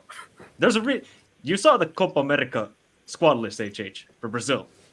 Casemiro wasn't selected. I know it's crazy. It's crazy. I mean, if you're not selected for Brazil, then I think that shows your level anymore. Oh man, you guys are the comments. Oh, it's wild ones. But yeah, I mean, for Man United, it's shit. There's no other way to describe it other than it's shit. Is it gonna get? If they really like Ten Hag deserves to go, but if they hire Gareth Southgate, do you remember the last match he had at club level? It wasn't good. Middlesbrough. How long that's been now? Over a decade. If Man United decided to hire him, it's only going to get worse. I'll In tell you fairness, right Mike. now. In fairness, Mike, he did cook Manchester City in one of their biggest losses ever. Like he still has that, That over was his historically. Ardius. When was that? Yeah, What yeah. year? Oh yeah, no, but you can never get rid of. You can never. That's always still part of history. That's Okay, always here, still part. Ardius. I'll give you a better manager. Do you want to take Allegri? No, No. So you think Gareth Respect Southgate agree. better than Respect Allegri? agree. Don't No, worry, no, no. the is coming. the thing with Mike was that the last time an Italian manager came to the Premier League, they were reviewing his assistant for sort of corruption-related charges. I don't really know. RDS, don't do that. RDS, RDS, don't do We did that. see what happened to Tonali as well. H, we're talking about a league where RDS, they're getting better. RDS, they're getting racist league. Criminal R, man. Criminal R. AJ, can I say something? It's not Thank you. Talk. Mafia. I think it was AD one to say something. So AD, go for it. AD. Yeah, Juventus earlier today tied against the worst team in the league at home. Oh my god. Well, we've got Coppa You know, Italia. Italy might have 9 teams in Europe next season. And I'm saying that RDS, they have changed. They're getting better. Okay, they're getting better. So let's not call them the Mafia League anymore. From the screenshot, those pictures, those posters. So guys, now I want to actually come to 87 with this stuff. So 87, I'll come to you, Rank, and then everyone else. So basically, Real Madrid, they officially won the league, and Jude's Spanish is already better than Bale's Spanish. Everything. So so Bellingham's Spanish is already better in about a year than Bale's Spanish in what, 6-7 years at that club? Crazy. There's a bit of Birmingham there, though. What? Wait, what am I? Wait, hold on. I don't know what Birmingham has to do with him being able to speak better Spanish than Bale, but it is what it is. So my thing here is that there's a fear. Now, I was trying to actually find this tweet, but there was a tweet that showed Real Madrid's potential lineup next season, including Endrick and Mbappe. And in the tweet, it said that, how are Barca going to react to this? Selling grass won't do. So, 87-44. So basically, 87, with Real winning the league right now and looking at the potential future, are you worried that Real Madrid could turn this into what Bayern did in the Bundesliga and what City are doing in the League, where this could be 3, 4, 5 in a row? Or are you like, nah, you believe in Barca to react? It's tough because I feel like Real Madrid, they're probably the favorites. For Barca, it's gonna be very difficult. Okay, hold on. Who were the favorites last season to win the league? I don't think it was Real. Yeah, Real was the favorites. Yeah, because remember, Real were coming off defending their title, and this was Xavi's first season. So yeah, the only thing that's kind of giving me some optimism. Yeah, the only thing that's giving me no. Xavi's first season was last season. Yeah. No, that was the second. When did he come? That was his first full season manager. Yeah. His first full season. His first full season was last season. He came from the desert in November. Yeah. The only thing that's giving me hope is that Real Madrid don't defend their league titles. They haven't defended since 2008. But I mean, with Xavi, Messi has been a huge reason why we won those La Ligas back to back. And I think Messi was saying a few years ago that we should be grateful for the league titles we won. We should be grateful, and now look where we're at. So a lot can change, But yeah, I mean, for Real Madrid, the Galacticos, I think they had in the early 2000s. I think they weren't really that successful as it seemed. No, they were not. They grossly underperformed. I think it was one UCL and 1 or 2 leagues spread out, but never back to back. That's R9 tax. Yeah, no, but I think this time around, tax. Yeah, but I think this time around, Paris is. I think this time around, this could be another Galacticos, but I think this time around it'll be more successful than the last time because I think this one's more. They're making more sensible signings, So okay, so does your gut feeling say this could be 2, 3, 4 in a row, or La Liga is so competitive that you don't expect Real to colonize the league? Because it's for me, I don't know. Because for me, on one hand, I'm like, Real Madrid's team next season looks stupid. It looks freaking amazing. But the issue, though, is that I think the talent in Premier League and Bundesliga, I just think is lower in La Liga. Hence why I think it's going to be very difficult for a team.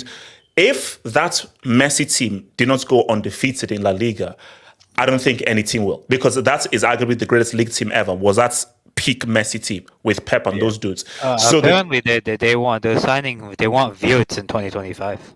Who? Yeah, Madrid. Yeah, they won't. So my thing is that where will he play now? That's too many players. No. So basically, my thing though is that how I believe. Okay, do I think Real go back to back? Here's the thing. No. Here's my thing. Get back to me after the transfer window. If Barca and Atleti mess around in the transfer window, then I will imprison Carlo if he doesn't go back to back. I think he should go to prison if he doesn't go back to back. But if Barca somehow pull a few levers and get how did he get that freaking dude? Then you just never know. Because I still feel Real Madrid are a UCL team. They're not a league team. But maybe, but again, the thing is, the reason why I think it's serious is that maybe this is the start of a new era. And I feel that this team is, okay, how can I put this? So, arguably Real Madrid's greatest ever team was the Cristiano team, I feel. That team is better than this team, 100%.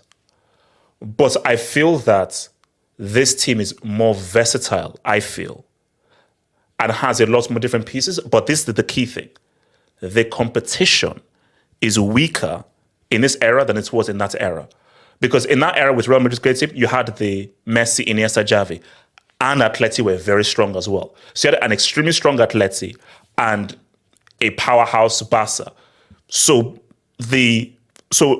still this Real Madrid team I feel is superior to the Galacticos in terms of a team, and the competition is weaker. But what do you say? Yeah, I mean, because I think the thing is like Barca, Atleti can challenge, but will they actually perform is the bigger question. Because we've seen over the years that the teams have capability, but they just don't perform. Like Atletico Madrid, like they just draw too much. You know, Barca, we sometimes just don't get the wins that we need. And yeah, I just think it's going to be hard to stop Real Madrid. They're the favorites for next season La Liga. Gregory, if this is true, how come that three-peat team never won the league back-to-back? And how come they only won 2 league titles in 11 years? This season, though. This season, could they be? Any team this season? No. That's no. My whole point was the reason why that Real Madrid team wasn't able to do was because of the competition they faced. So this team could do better because the competition is a lot weaker. Now, transport that Real team to this year. Oh my gosh, they should have walked the league. You won 4 or 5 in a row easily, 100%. Rank, talk to me, Real Madrid and what they could do in La Liga after their dub. So first off, I was just watching the clips. Jude speaks better Spanish than Sergio Ramos. Like, what is going on? I can understand him better than Arturo Vidal. Okay, I don't get what's going on. Okay, wait, hold on. There's no way. Oh my God. Okay. So for guys who are listening who may not know rank, you have to understand. Your mic, relax. This is static. Trenches, bro. Oh my God. Okay, rank talk. Oh, yeah, okay. no, definitely. Nepa's infiltrated again. This is what happens when you spend your super chat dubs on OnlyFans rather than quality. Exactly. World War II mic, man. Jeez. Bro, invest in the studio, man. Not only fans. No, wait a minute. Okay, yeah, Rank, you can take over. Good. Rank talks football hut, man. Let's go. Anarchy has begun. Okay, no. But Real Madrid are definitely going to be the favorites for La Liga, especially with the signings that they're making. And, you know, HH was saying that we need to wait for the transfer window, and Barcelona has already started off strong with Guido Rodriguez, who was the guy who completely was running the midfield for Argentina in that draw that we were getting against Mexico, where we couldn't even progress forward and we didn't have a single shot on target. He's a squad player. That's the same guy. So, yeah, I simply don't see a way in which Atletico really need to start spending and stop getting this victim mentality that they always have, because Atleti have this mentality that they always seem to be like this humble team who is like always punching above their weight. They are always behind, and yet they have that magnificent stadium. They have so much money. Every transfer window, they're putting in so much money for players. Like, they need to stop getting that victim mentality and actually getting it done against Real Madrid and, you know, winning more leagues and competing more. because it seems like Simeone is just not getting the best out of these players sometimes, and the transfer window never goes well for Atleti. And Barcelona, the club is a mess when it comes to the directive, the board. It just doesn't make sense, and they are more focused on obviously on getting the new Camp Nou and stuff. Because in the transfer window, I don't think they're going to do much. So I feel like it could be Real Madrid's year to go back to back, because who's going to compete with them? The only way that I can see some things going wrong for Real Madrid is that if something happens in the dressing room with the players that are going to arrive. And honestly, I don't see it happening, because Carlo has been a great manager at controlling egos. So it feels like this is Real Madrid's league to lose right now. And yeah, it's going to be tough for the other teams. Wait, AJ, So is my mic bad? Mike? It's good. No, sorry. So no, basically, what I was about to say is that no, basically, so people who don't know, because I'm sorry, I've got to double back on that. So basically, Renk is from Argentina and lives in Argentina, so he's a native Spanish speaker.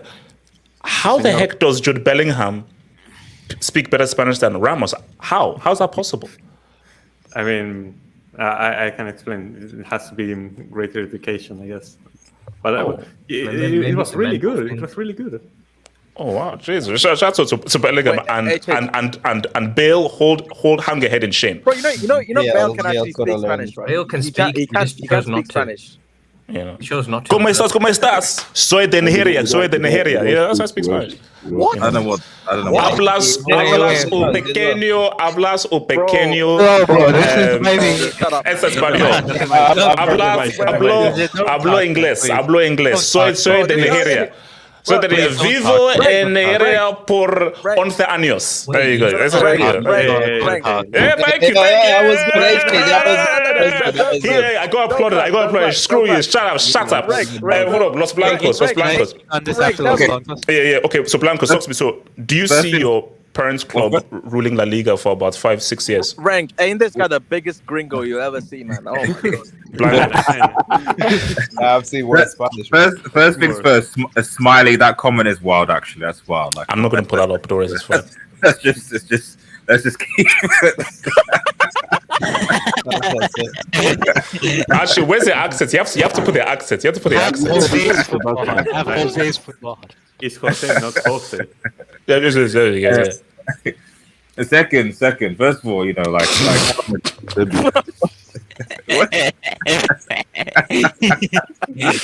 look, Smiley. You said you were going to put up. Smiley is wild. It's wild. Come on.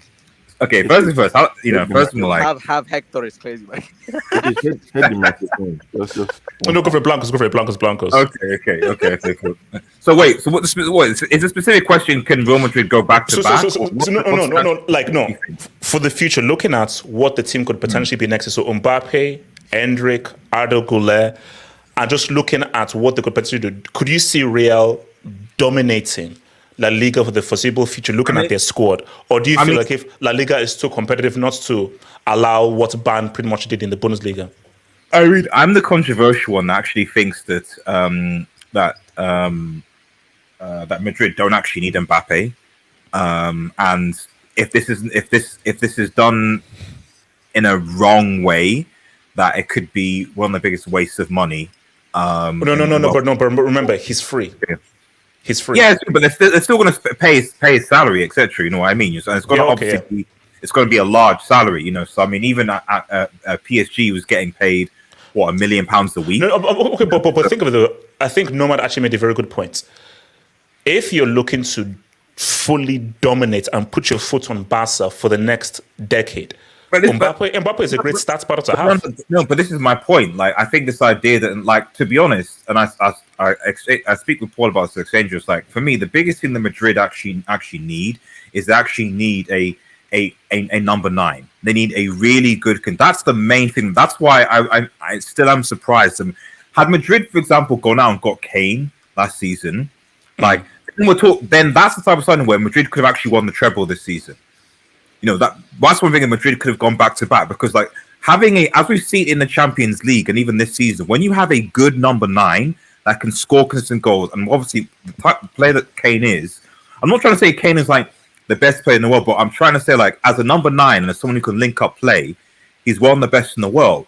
So you put that into even a Barca, you put it into I mean, and suddenly you've now got a team where this can transform the way the team actually plays, and you've got a consistent goal scorer. The issue with Mbappe, one of the biggest issues is one, the fact that obviously the start thing is Vinicius commonly plays where Mbappe is supposedly going to play. That is something, because Vinicius is doing what he does. I think it's fine. And how do you work that dynamic out? Okay, you're going to move this person's position. Okay, how's that going to work? And we've seen, especially for France and for PSG, that Mbappe needs a number. When he's got a number 9 working alongside him, he's actually really good. So if that's not going to change next season, I don't really see how Mbappe is going to be.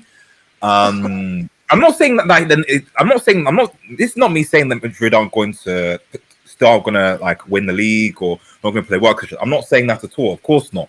But what I am saying is that this idea that Mbappe coming is going to somehow make Real Madrid into this like unstoppable force just based on him coming along. But you still know what he like. See, my thing is, I think they have a tactical issue, which is that when you play Mbappe, because when Real Madrid win this UCL, that will now be them winning it twice, since Mbappe told them to go and kick rocks, but specifically with Vini being a major part. So my thing for Mbappe is figure out how to play striker. You are not taking that left position over Vini. But the thing that Blancos is that Mbappe represents stat padding. If we have a guy that can give us 15, 20 Gs, bro, who the hell can stop them in La Liga? So this is about... How do you know he's going to get 15, 20 Gs? He's been spending most of his youth in the McDonald's league. How do you know he's going to come to La Liga? No, Blancos, you're right. Okay, look, you're right. Yeah. I'm just using football assumption, and we can never predict in football, but just using football assumption is you have better players around you, more talented creators and playmakers, and we know that Mbappe put him in a good position. His best asset is his shooting accuracy. That's his best asset. I'm just asking you one question. What happened in the Bayern? Let me just ask you one quick question. Was Hazard the best player when he left Chelsea? One of the best players in the Premier League, do you think? What's it called? Vic, have you spoken? I just want to. Can you say was he one of? Answer the question. Was he one of the best players when he left Chelsea? Yes or no? Can you answer the question? Okay, Blancos, you're telling me that Mbappe is going to turn out like Hazard? I know. I want you to answer the question. Was he one of the best players in the Premier League for Chelsea? There's a possibility. Yes or no, HH? Blancos, if that happens... HH, can you answer the question? Yes or no? Was he the one of the best players when he left the Premier League for Chelsea? Yes, he was. He was one of the best players in the world. Yes, okay, fine. Okay, thank you. Okay, one of the best players in the world. I'm glad you said yes. Okay, he came to Madrid with all that hype, thinking that he could come... Took the number 7 jersey and said, right, I'm now... this is my dream. This is my dream. I'm going to come and do business. And what happened? What happened, HH? Were his goals and assists GA? Was it even in double digits? I don't even know. He had an assist against Sevilla. You know that's backheel assist. LBS, did he have a single El Clasico appearance? I don't. Did he? He did against us. He had one. I think he had one. Los Blancos. Müller has outscored any of his seasons. Agüero has more El Clasico goals. Hazard did have an appearance. Hazard did have an appearance in El Clasico. It was in the USA, in Dallas. Oh, yeah, there we go. That still counts. No, Blancos. That is an anomaly. That is a rarity that we've never seen before in history. We've never seen anything like that in history. No, what I'm trying to say is Mbappe doesn't. I don't care all the high. Like at the end of the day, like okay, let's just keep this stack. You know, at the end of the day, Mbappe is still riding on that World Cup. Okay, since the World Cup. He's won a few Farmers League titles in League One.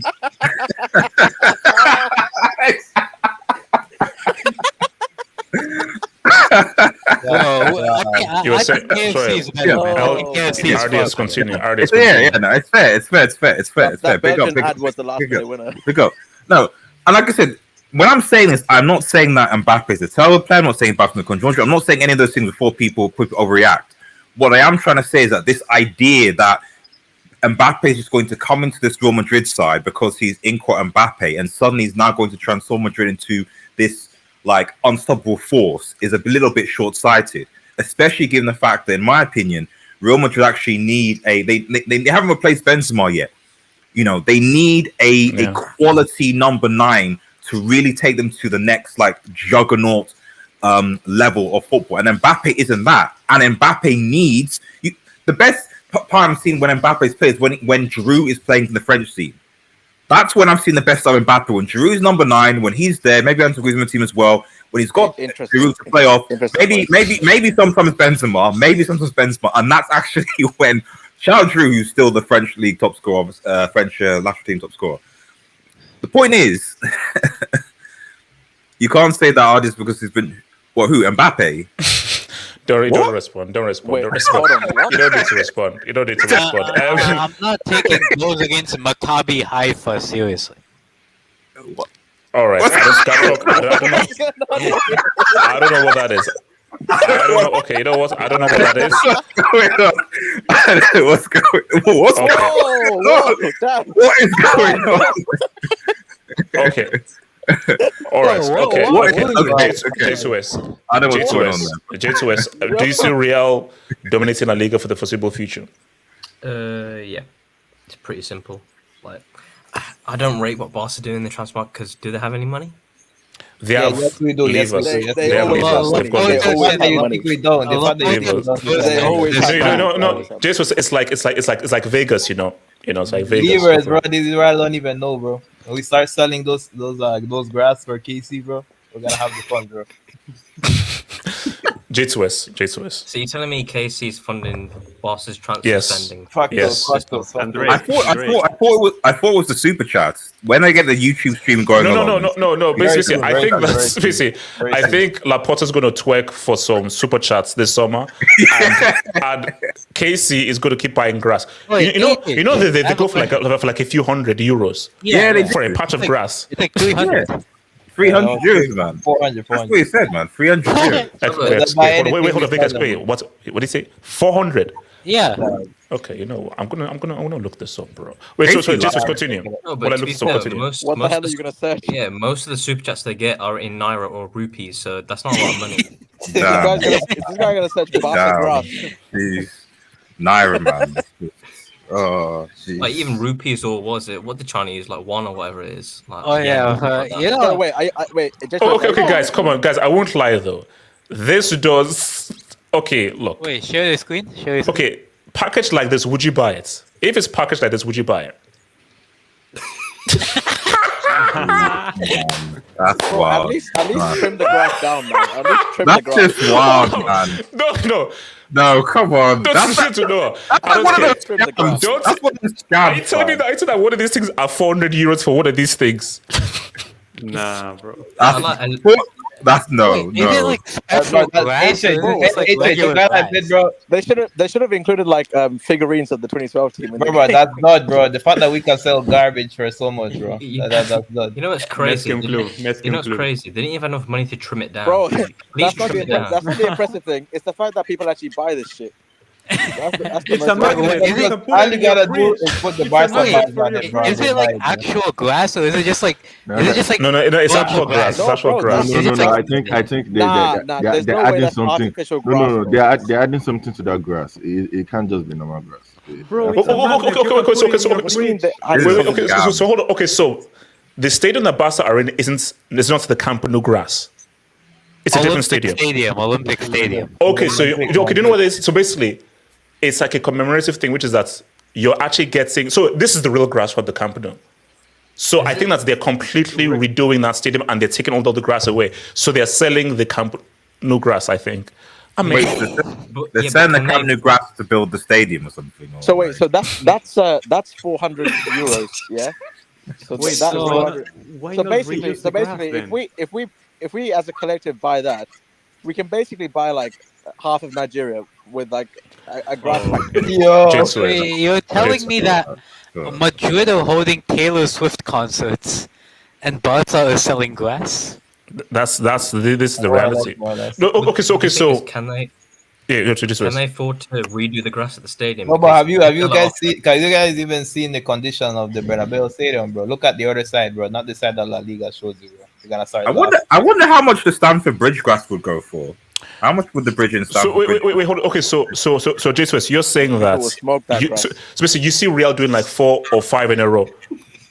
Okay, look, let's not. Basically, guys, you don't want to know what that is. You don't know what that is. It's not even the Wait, is that the only it's the knockoff ones. Is that the only fast thing? It's worse. No, it's Thailand. Oh my god. J2S. I mean, but I don't know what goes on in Thailand, but we're not going to get that discussion. All right, lady boys, him, J2S. What? So do you see Real? So do you see them like ruling for the foreseeable future? I do see it, but maybe it's too obvious to say that it's just going to happen like that because will Mbappe succeed at Madrid? He's not the number one done at Madrid. If he had gone 2 years ago, then he would have been the face of the club and etc. But if Mbappe goes into Madrid and Vinny wins their Ballon d'Or in that same year, what are we saying then? No.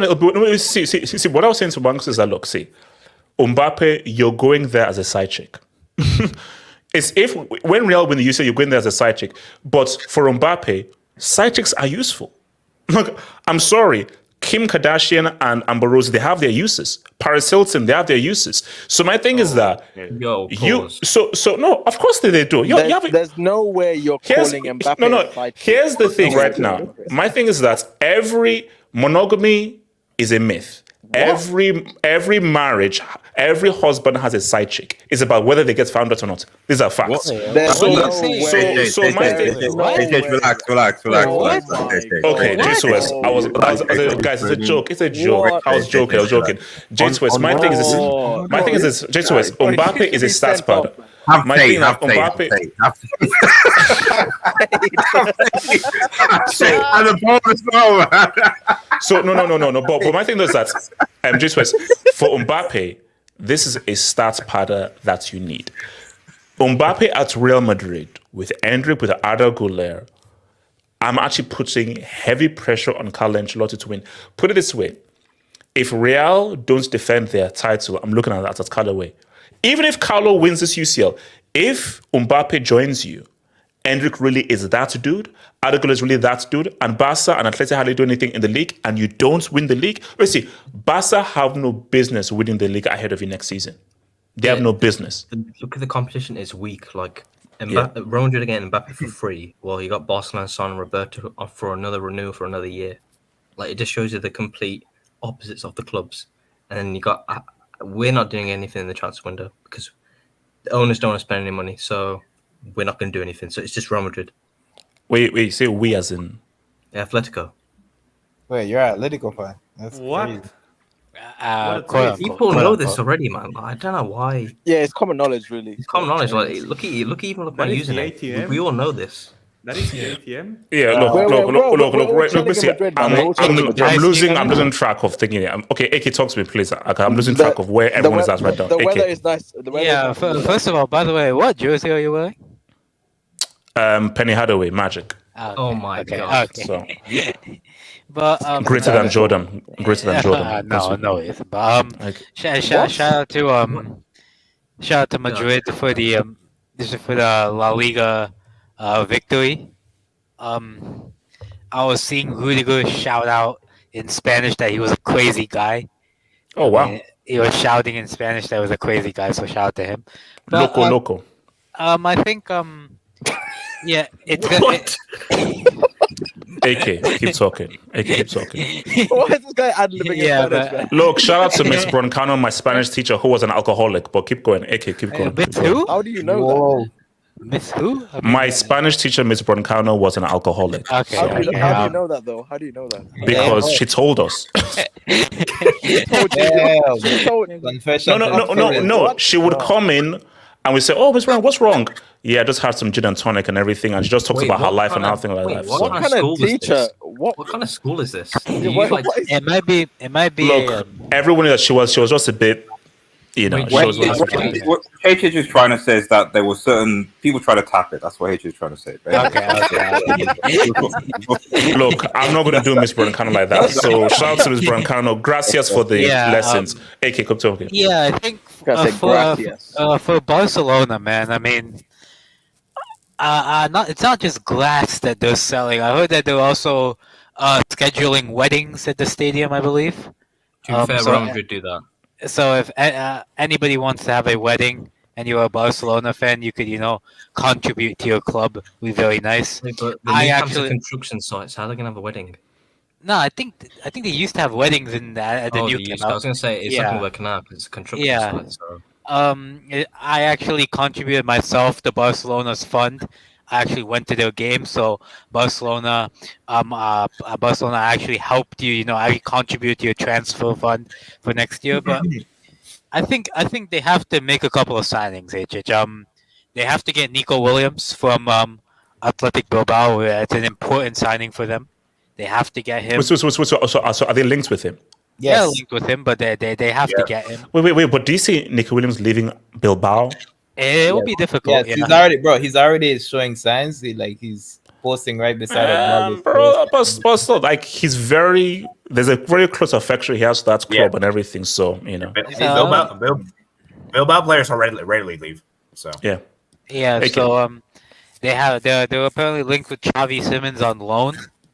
Apparently, which could be a good signing. They have but AK, this is a big question. Yeah, is the geriatric from Warsaw going to be the starting striker next season? It unfortunately looks as such. So I mean, they do have as Vito. I don't know if what happened with Vitor Roque. There's stuff there that's happening which isn't. Because agents being a moron. So. Marguiu, I think that's how you say his name. I don't know. I don't know how good he is. Yeah, Margui. Sorry. Shout out to him. But I mean, it's gonna be difficult for both Barcelona and Athletic because Barcelona they have to Laporta has to split open that big ass belly of his, bro, and find something from there, bro. He has to find some sort of gold doubloons or something. He's eating all our levers, bro. He's eating all our levers. Oh no! It's all about the levers. You have to just pull these different levers. He has to find some sort of gold coins or something. Find some sort of gold coins inside his belly or something like that. Because they need to get someone big, man. That's the most important thing.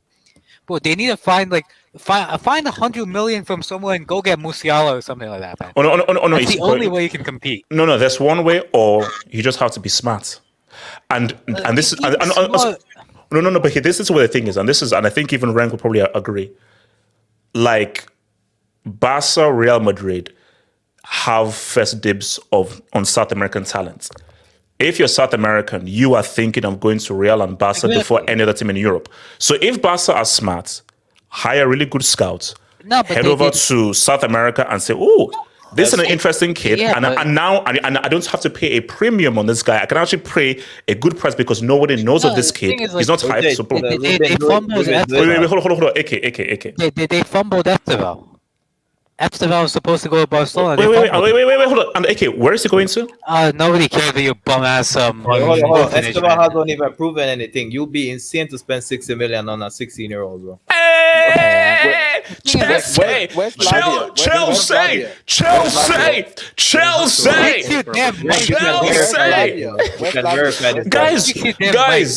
Guys, well, guys, in the words of John Wick, I think we're back. Does anyone know where we're back? Have you watched it?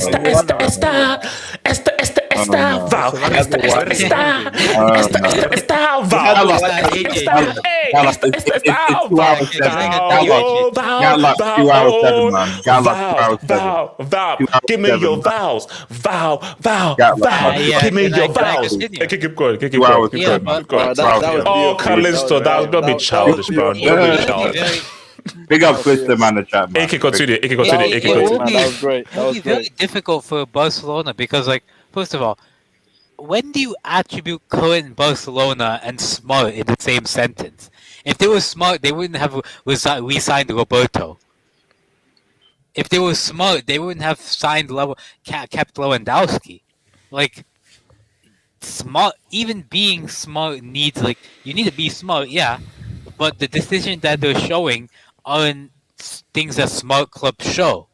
So I can't myself see Barcelona, whoever they get, are going past Madrid because Madrid are just a smarter and well-run club at the moment. So shout out to them. But it's gonna if Ancelotti does not win La Liga next season, I'm looking at him sideways. you might have to take him out of the top 20 conversation. Okay. So if he gets his fourth, when he gets his, is it fourth or fifth UCL? If it's fifth. Is it fifth? Yes, it's fifth. So you're saying even with 5 UCLs, if he doesn't go back to back, he's not top 20. It's 5 UCLs. He's top 10. Can you hate on that, bro? No. Okay, for me, I think he's top 10 regardless. But then, can he be top 3 or top 4? The fact that Carlo has never gone back to back is crazy. That's crazy. By force? Is it not just to win the thing? What do you mean? Win the league? Is it by force? No, to go back to back? back to back is a thing. No. Gatlock, back to back is a thing. 3 in a row is a thing. 4 in a row is a thing. Like, winning a league is one thing, but there is something of like, oh, I defended my title. I defended my title twice, 3 times. So that's just why Fergie isn't that good because of how many leagues he won, because he did 3 in a row twice. But in fairness to Carlo, he's also the manager that's won. He's won a league in different in different countries. Titles in 30 years. This Pep time, he will defend his league. No, I mean, he's won in different countries. So that is. No, Blanco, no, that is great and that's good. But Blanco, the fact that you've coached AC Milan, Chelsea, Bayern Munich. PSG. But I think he was only there for 1 year. PSG. And we could put it this way: you were with Milan and Real for multiple seasons, and he never went back to back. And those 2 teams were all timers.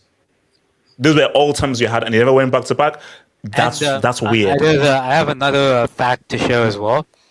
Arda Güler has 3 goals for Real Madrid this season. That's more than any season Eden Hazard played for Real Madrid. So Eden Hazard has never outscored Arda Güler in any season for Real Madrid. Forget shout out to Turkish Wonder. AK, forget goals. I think appearances wise as well. I mean, let's just leave goals. Eden Hazard had 12 appearances one season, so it's still like. Wait, no. He only had 6. It just looks like 12 because of this. Oh wow. So, Wiseky, do you see dominance from Real Madrid? Visible future. Look, I think we've been here before. Well, ironically, with Real Madrid as well, because we all remember what the Galacticos was like. So, I think Mbappe coming in. Again, I agree with LBS. They don't need Mbappe whatsoever. Proof this season, they don't need Mbappe. Now, if you're looking for a stat padder, and I can't believe I'm calling Mbappe a stat padder side chick, bearing in mind what this guy with the shades in the middle has been saying about this man, putting him in the GOAT conversation. If you want to dominate for the next 5-10 years, then you need a guy like that.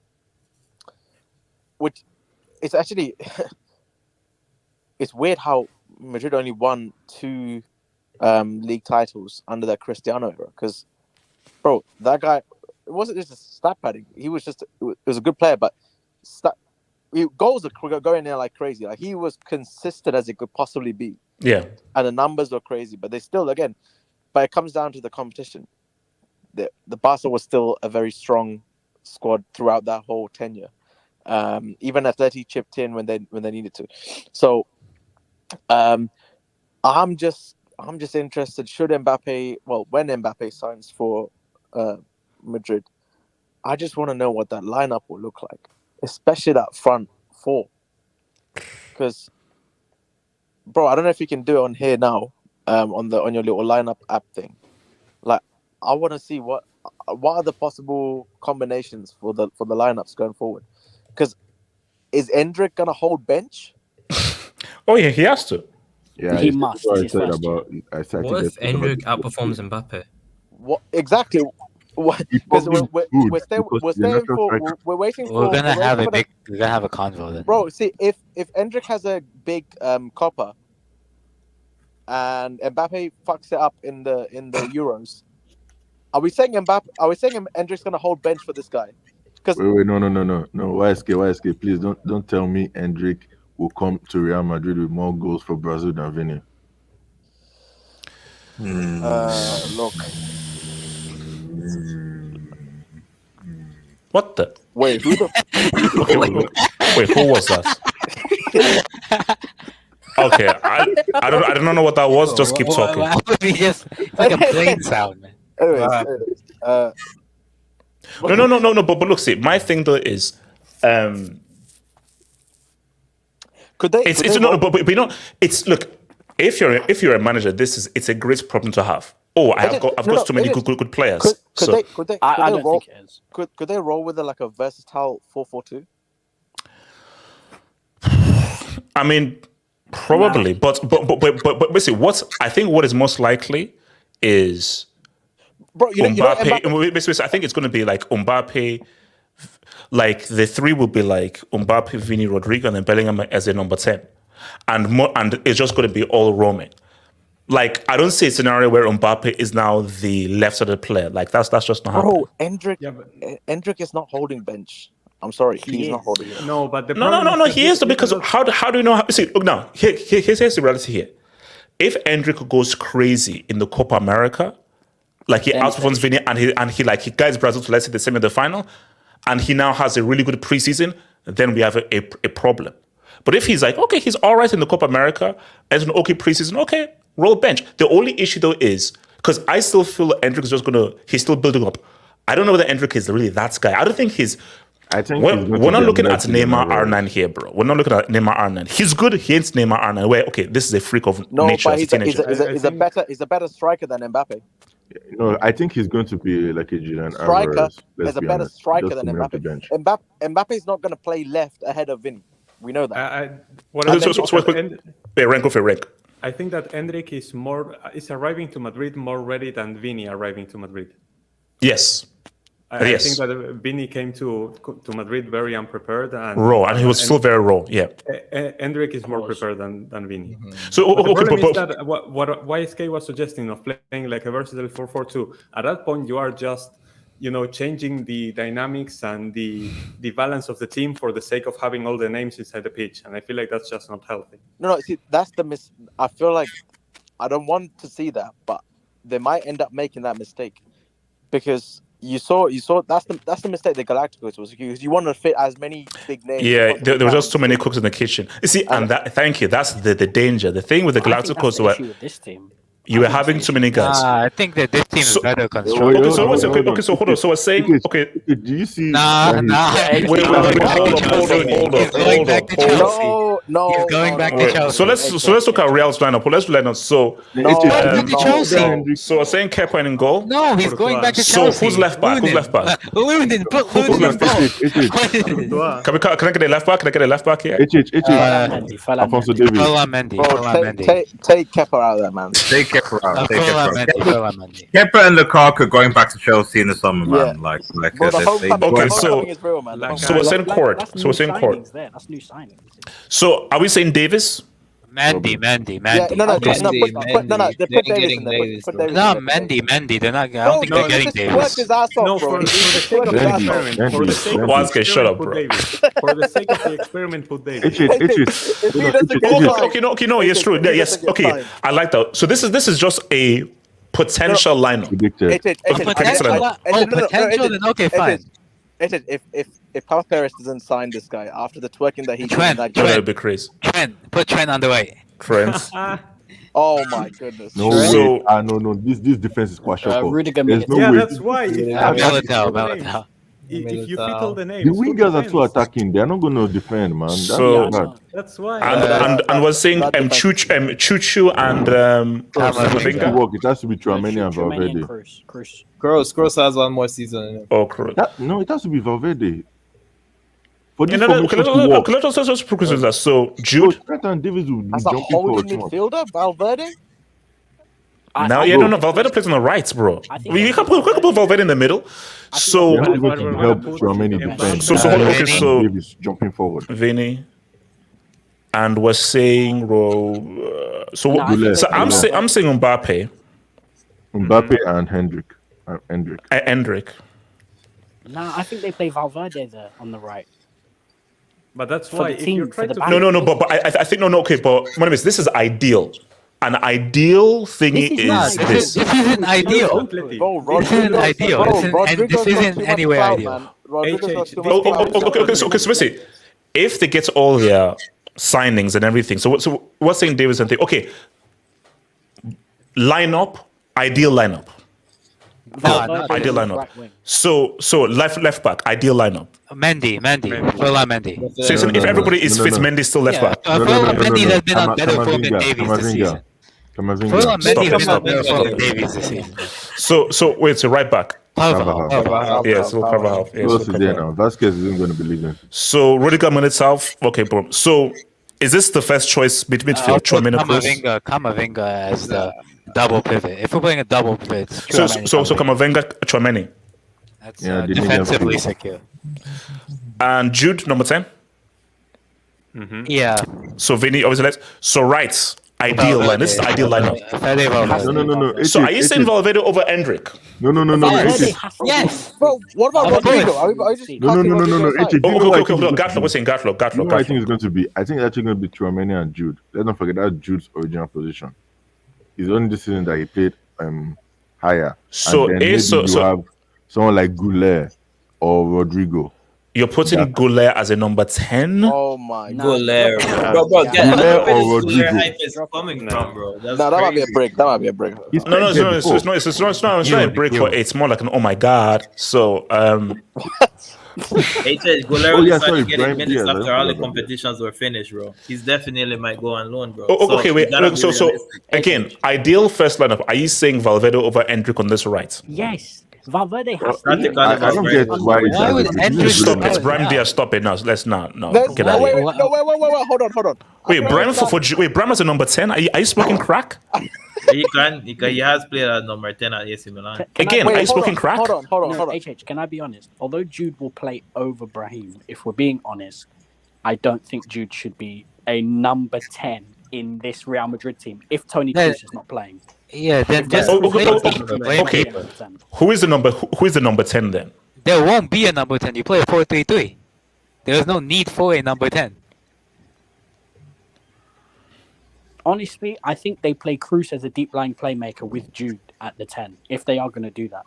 There's no way you play Jude at the 10 and Kroos is not part of that midfield. That makes sense. Exactly, yeah. I don't understand why Goulet cannot be number 10.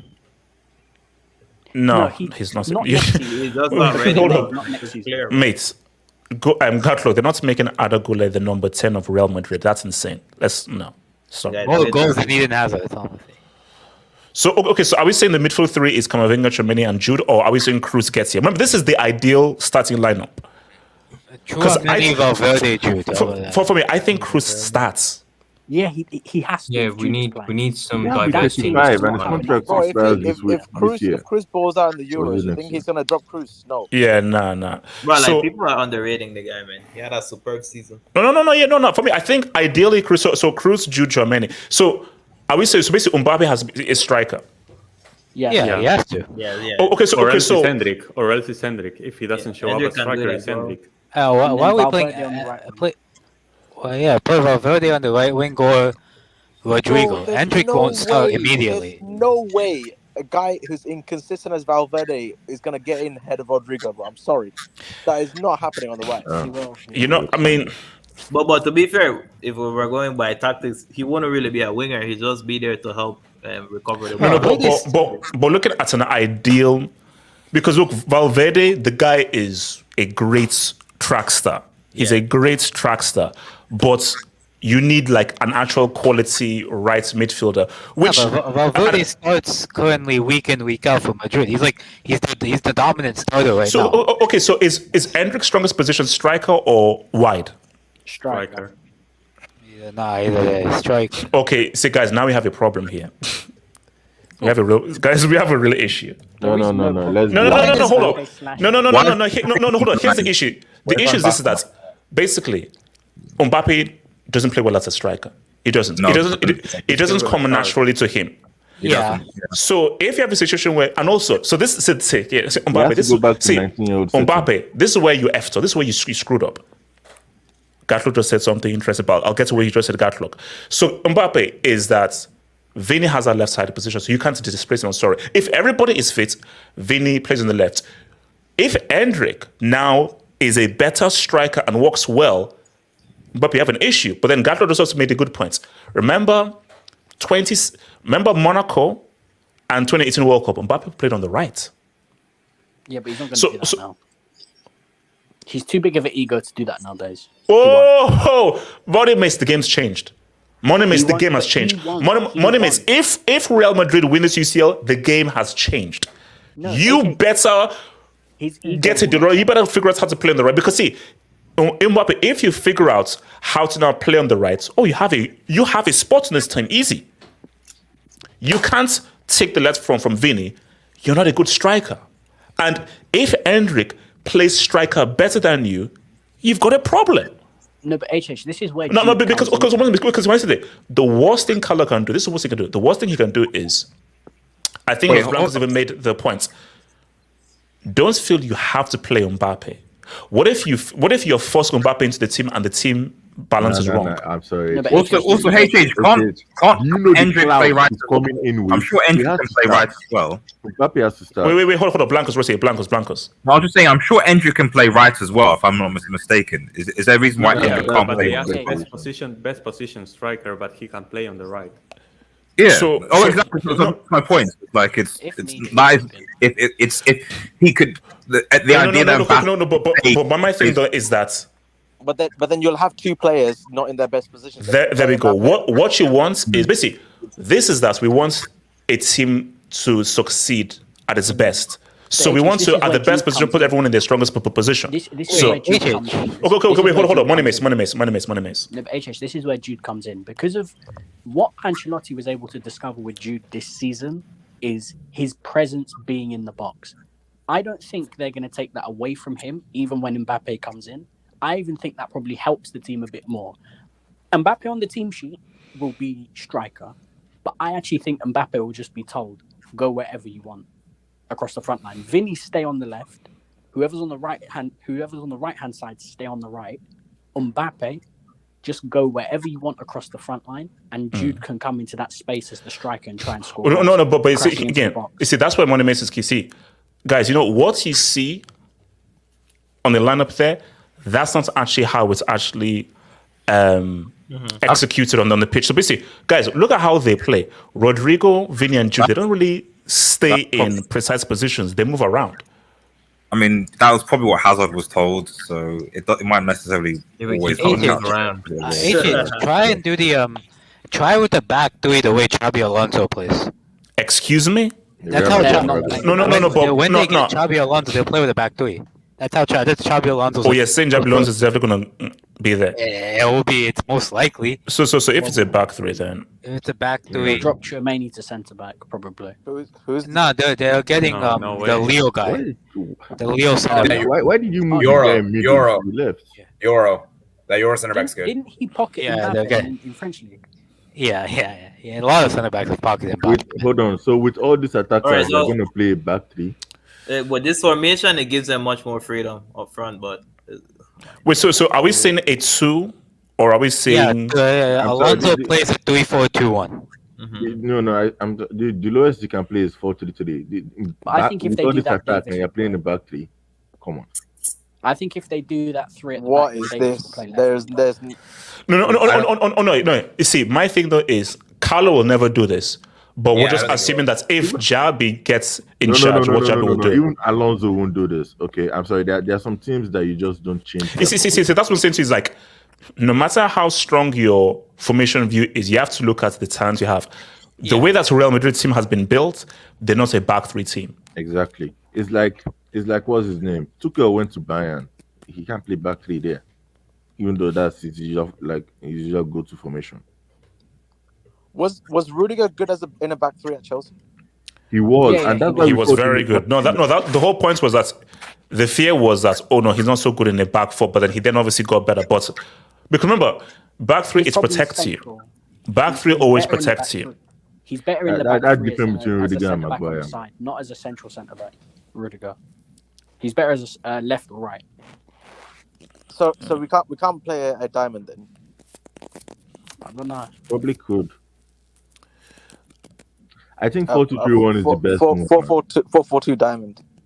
4-2-3-1 or Will it be Chouameni, Cruz, Valverde, and Bellingham, and then Vinny and Mbappe up top? I mean, look. To be honest, this is the ideal for formation.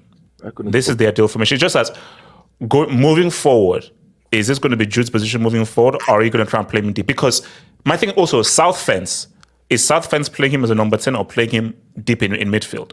He'll play him number 10 because He's playing as a number 10. Bro, Even though it is wrong, in my opinion. Mr. Pack the Boss, he's not going to play that field with Jude. So you're saying that Jude is stronger, deeper than being more offensive? I feel like he's stronger. He's a natural box to box, man. Yeah, he's a natural box to box. He's not a number 10 that's going to get on the ball and make things happen. Look, mates, all I'm saying though is Mbappe, you've got to learn how to play on the right. And that would be my advice on Mbappe. Learn how to play on the right. No, learn. HH, Just go back to default settings, man.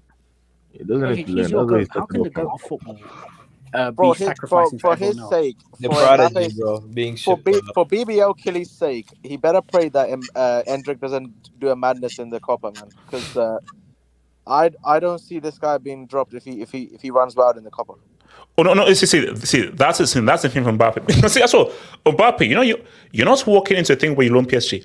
See, I think Endrick needs time. So I think he needs time. But what if Endrick is that to do the next season? I don't think Endrick is going to be a starter. I think Endrick needs like a few years before he really kicks off. But I don't know. The thing about this Real Madrid deep squad right now is that the treble is actually possible because Copa del Rey, all these players that don't really start for the league would be fresh for that stuff. Yeah. Oh no! Now they can win trouble. So, Vic Toby, are you worried about Real's dominance, or you think Laporta has a lever? I know things look dire at my club. I know a lot of incompetent guys are running the institution, but from what we have available and the players that we're about to recover, we should be able to have a competitive squad. When it comes to the financial situation of Barca, we're about to sign that new Nike deal. Of course, will help us a lot. We did made the objective to reach the distance to the Champions League, which was quarters. Of course, we're gonna try to sell players, and the rank mentioned Guido Rodriguez. That guy was a free signing, so it won't really impact us that much. Plus, we're still planning to secure a quality DM. That's what we're gonna try to do. We do have the funds. When it comes to Real Madrid, Mbappe, this whole Galactico team that Paris is building, I really have zero concerns. Of course, it's our rivals and all that, but one thing I'm sure we're gonna find a way to compete, because how many times we have to go into a brand new season and you guys keep saying that Barcelona is gonna be destroyed and it's gonna be so one-sided. So for me, like, we're gonna find a way to compete. There's always something. We'll find a way to fluke our way through this. I'm hoping that So you believe that Barca can juju their way to a league title next season? Yeah, I feel like it. But if we sign the likes of Nico Williams, I feel like we'll build a really good squad going forward offensively. This season we're lacking this dynamic players that actually make a difference. That you can't rely on Rafinha. Or Yamal. Yeah, basically Yamal is doing, but Yamal is too young, and Rafinha in Brazilian. Yeah, Rafinha in Brazilian, and we can't, like, the guy is 16. We can't rely on him, so we've been pretty limited. We lost Gavi, who was a crucial player. But regardless of the injuries, Madrid had injuries as well. I feel like once we recover everything, we sign a few key players, we're gonna be able to compete for the title. I think it won't be as one-sided. Mbappe hasn't ever had to go to La Liga and face these terrorist teams like Getafe or freaking Cadiz. You guys, they don't leave any space, and I've seen Mbappe struggle against Kubarsi in a mediocre defensive team that we had in the UCL. So for me, Mbappe he's gonna have a crazy surprise with these, like, 50%. Wait, hold on. So you're saying Mbappe drops single digits goals in his debut season. We will be there. We'll be there definitely. But for me, he doesn't, bro. He haven't seen the 50% of La Liga teams are absolute terrorists, guys. You gotta have to watch more La Liga teams. And Mbappe doesn't, bro. You guys don't see how much Vini suffers against the likes of a Mallorca, bro. Him being a highly technical player, I'm struggling sometimes, bro. So for me, like, there's a lot of factors. Wait, what do you say?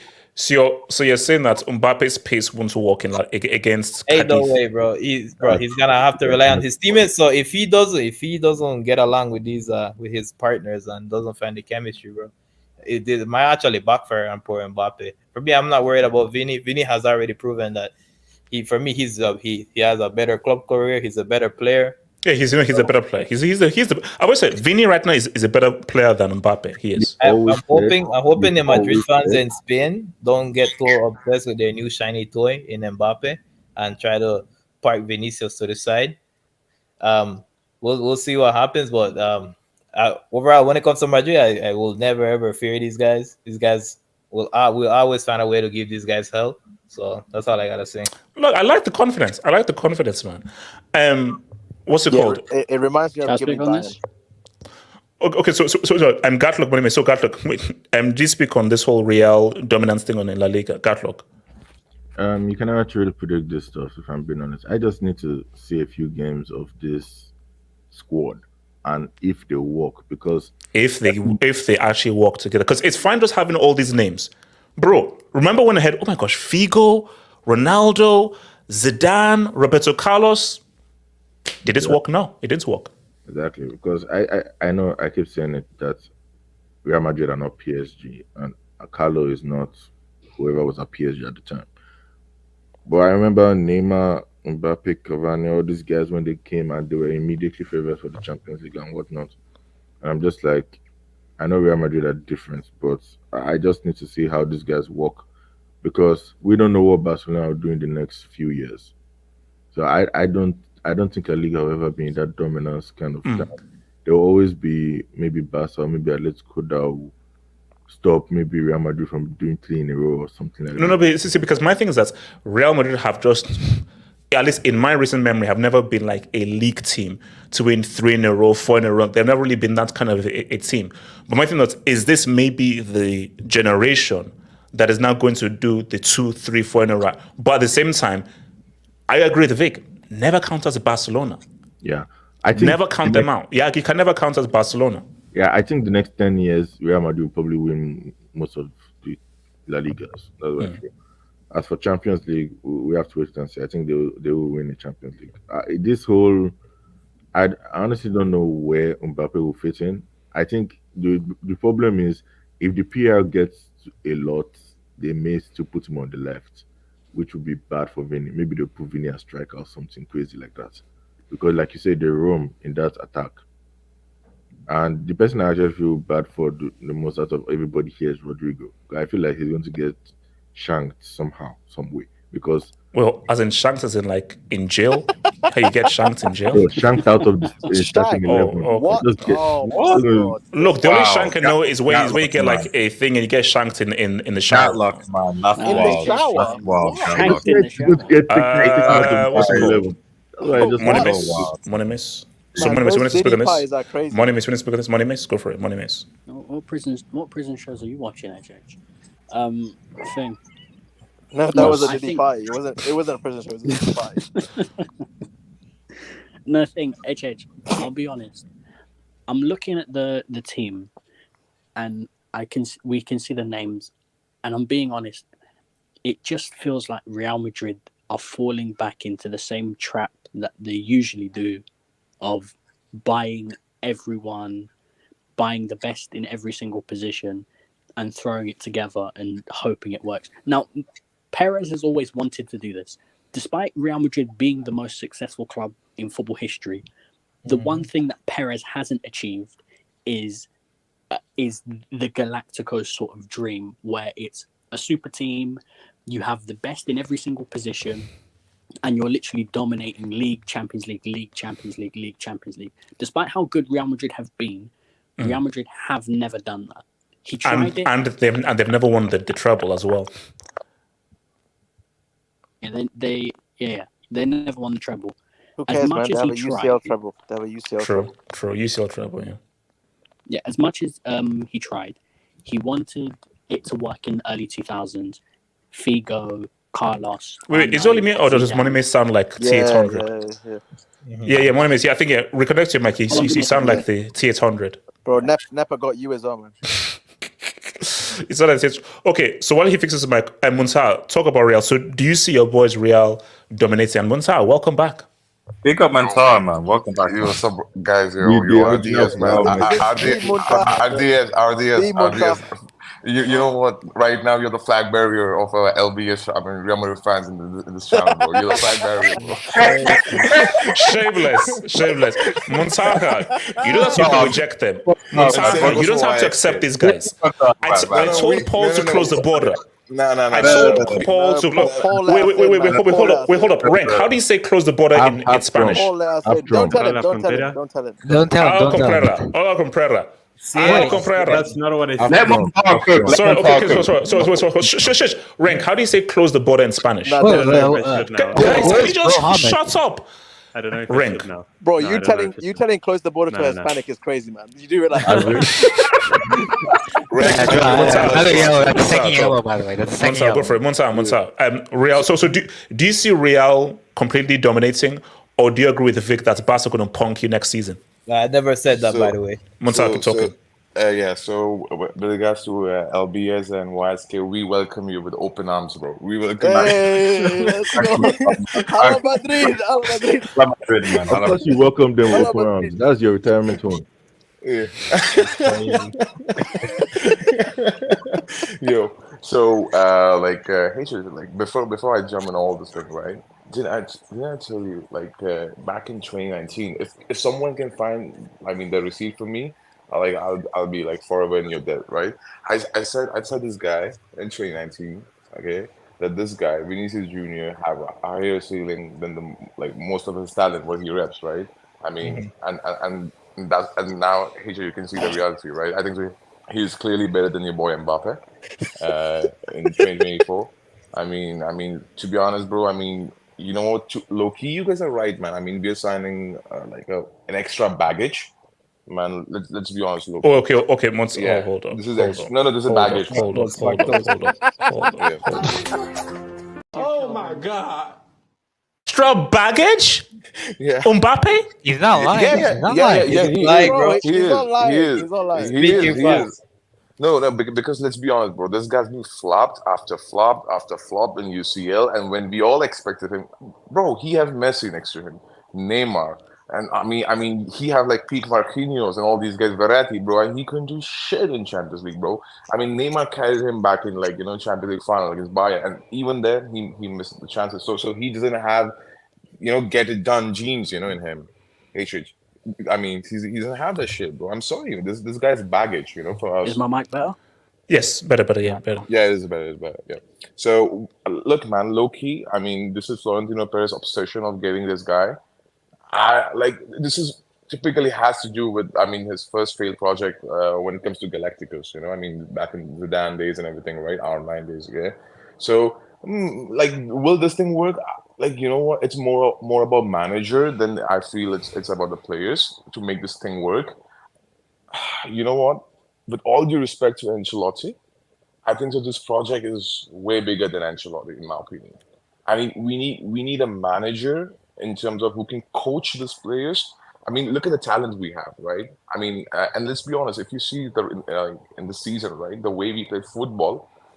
It wasn't the football which Madrid should be playing, right? I mean, the quality of players this guy have, Camavinga, Tchouaméni, all these guys. Bellingham. Yeah, look, in my opinion, I think so. Next season, still, I don't think so. We'll win Champions League, but we can do amazing in league. I think so. The Xabi Alonso is the right guy for us, in my opinion, to lead this project and coach this team and make Mbappe fit into the squad. For me right now, if I ask you the question, right, Hatred, or to all the panelists, right? Yeah, go for it. Yeah, who's the better player in Champions League, Rodrigo or Mbappe? Rodrigo. Exactly. So pretty much we're gonna sacrifice Rodrigo because there's no way you can play Rodrigo, Mbappe, and Vinicius. I mean, in first Muntaha, say it 11. with your chest. Are you saying you're going to put Mbappe on the bench? No, you can't do that shit. You can't do that shit. Like if I'm being objective here, you can't do that shit. Like Mbappe So has to okay, play. so where do you play him? You know what? You know what? Like this might sound like foolish to you guys, but Castilla. I feel Winnie is much better in tight spaces than kick and run guy. So I think so. He have to play on. There's the nothing wrong with that. Nothing wrong with Yeah, that. I said this, yeah. bro. No, he have to play on the left, bro. I mean, I'm sorry, bro. Vinny is way more technical, the outright best player in the world. He can do it in tight space. Look at his So what happened? So where are you putting Mbappe? So where is Mbappe playing? I mean, he have to play on the left. He have to play on the left because he's useless as a striker. Man. He's useless as a striker. Winnie for me seems like much more fluid and like in number 9, and they can switch the position. But you know what's scariest though? We have to sell Rodrigo. I think so. We cannot keep Rodrigo because this guy is like shown way more than like other players from the squad that he's deserving guy to start. But you know what? I think so. This is a time. I mean, we don't see it like I mean, we are running based on meritocracy, man. I think so. We are just So no, selling Rodrigo is crazy though. Wait, Montaha, No, you have to. Montaha, if it was up to you, would you? So you're given 2 options. So you have to basically pick your poison. You sign Mbappe, but you have to X Rodrigo out of the team, get rid of him, knowing that Mbappe could potentially flop. Or keep Rodrigo and not sign Mbappe next season. Bro, I'll go with the option 2. Instead of that, not signing Mbappe and get Erling Haaland from you. Because that's worked better for us. The Earl! Yes, I'll go with that. By the way, also go on. I was saying, by the way, so I have a receipt. It's kind of close. It's not 20. It's against the Mbappe thing. It's close I can get to exposing HH's Mbappe narrative. So, but guys,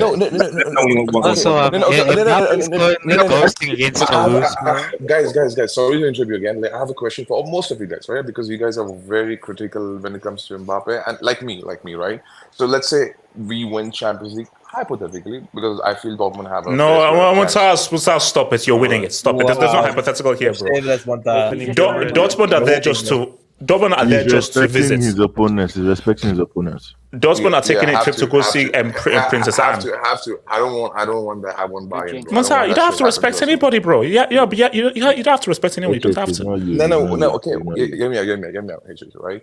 And even you guys. Okay, let's say we win Champions League now. Okay. And winning double, like winning Spanish Super Cup and everything. So next season, what do you want us to do? Bare minimum. Like, what's the bare minimum achievement with Mbappe in the squad? Then? And treble. And retain both. Okay. And who will be responsible for that shit? No. Okay, who's responsible for that shit? Like, if you don't make it, then who's responsible? Like overall, like as a side. It's has to be Mbappe. It's a collective, but Mbappe how it's collective because you're winning Champions League prior to Mbappe twice. No. So basically, this is a setup. Basically. No. You can't do that. You can't do that. You know why you can't do that? What did these people win last year? Bayern, the league.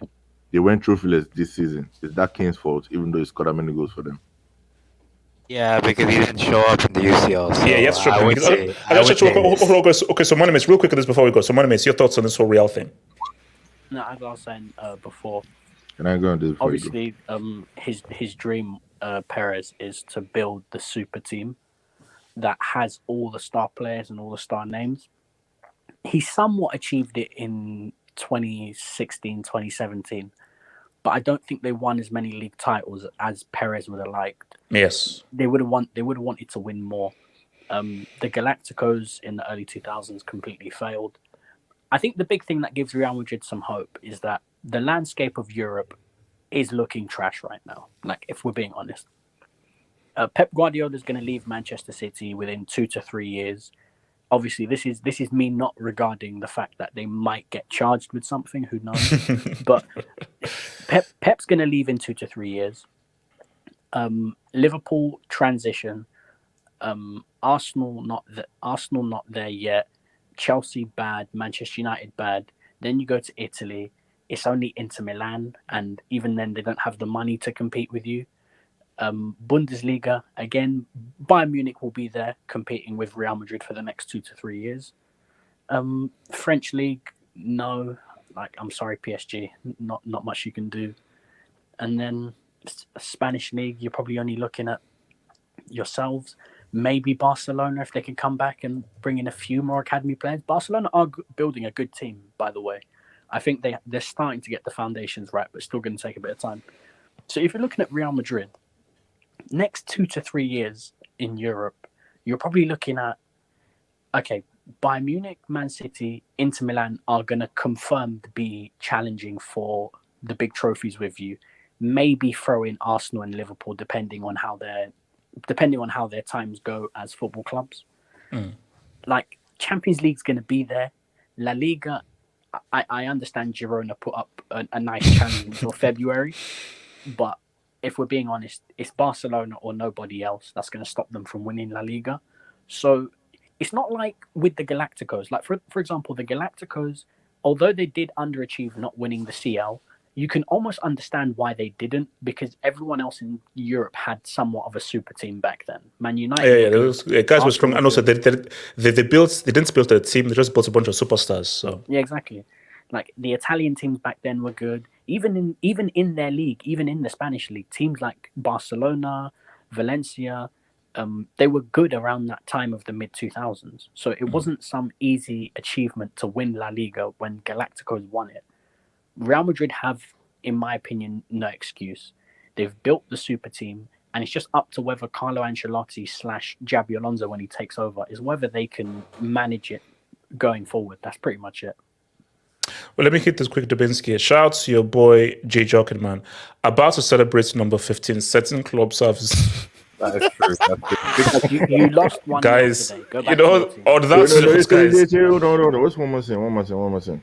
You see, you need to let this Real Madrid team cook like this. When a tadpole hold up. When a tadpole becomes a butterfly, it's a butterfly. Now, Wait, when does it?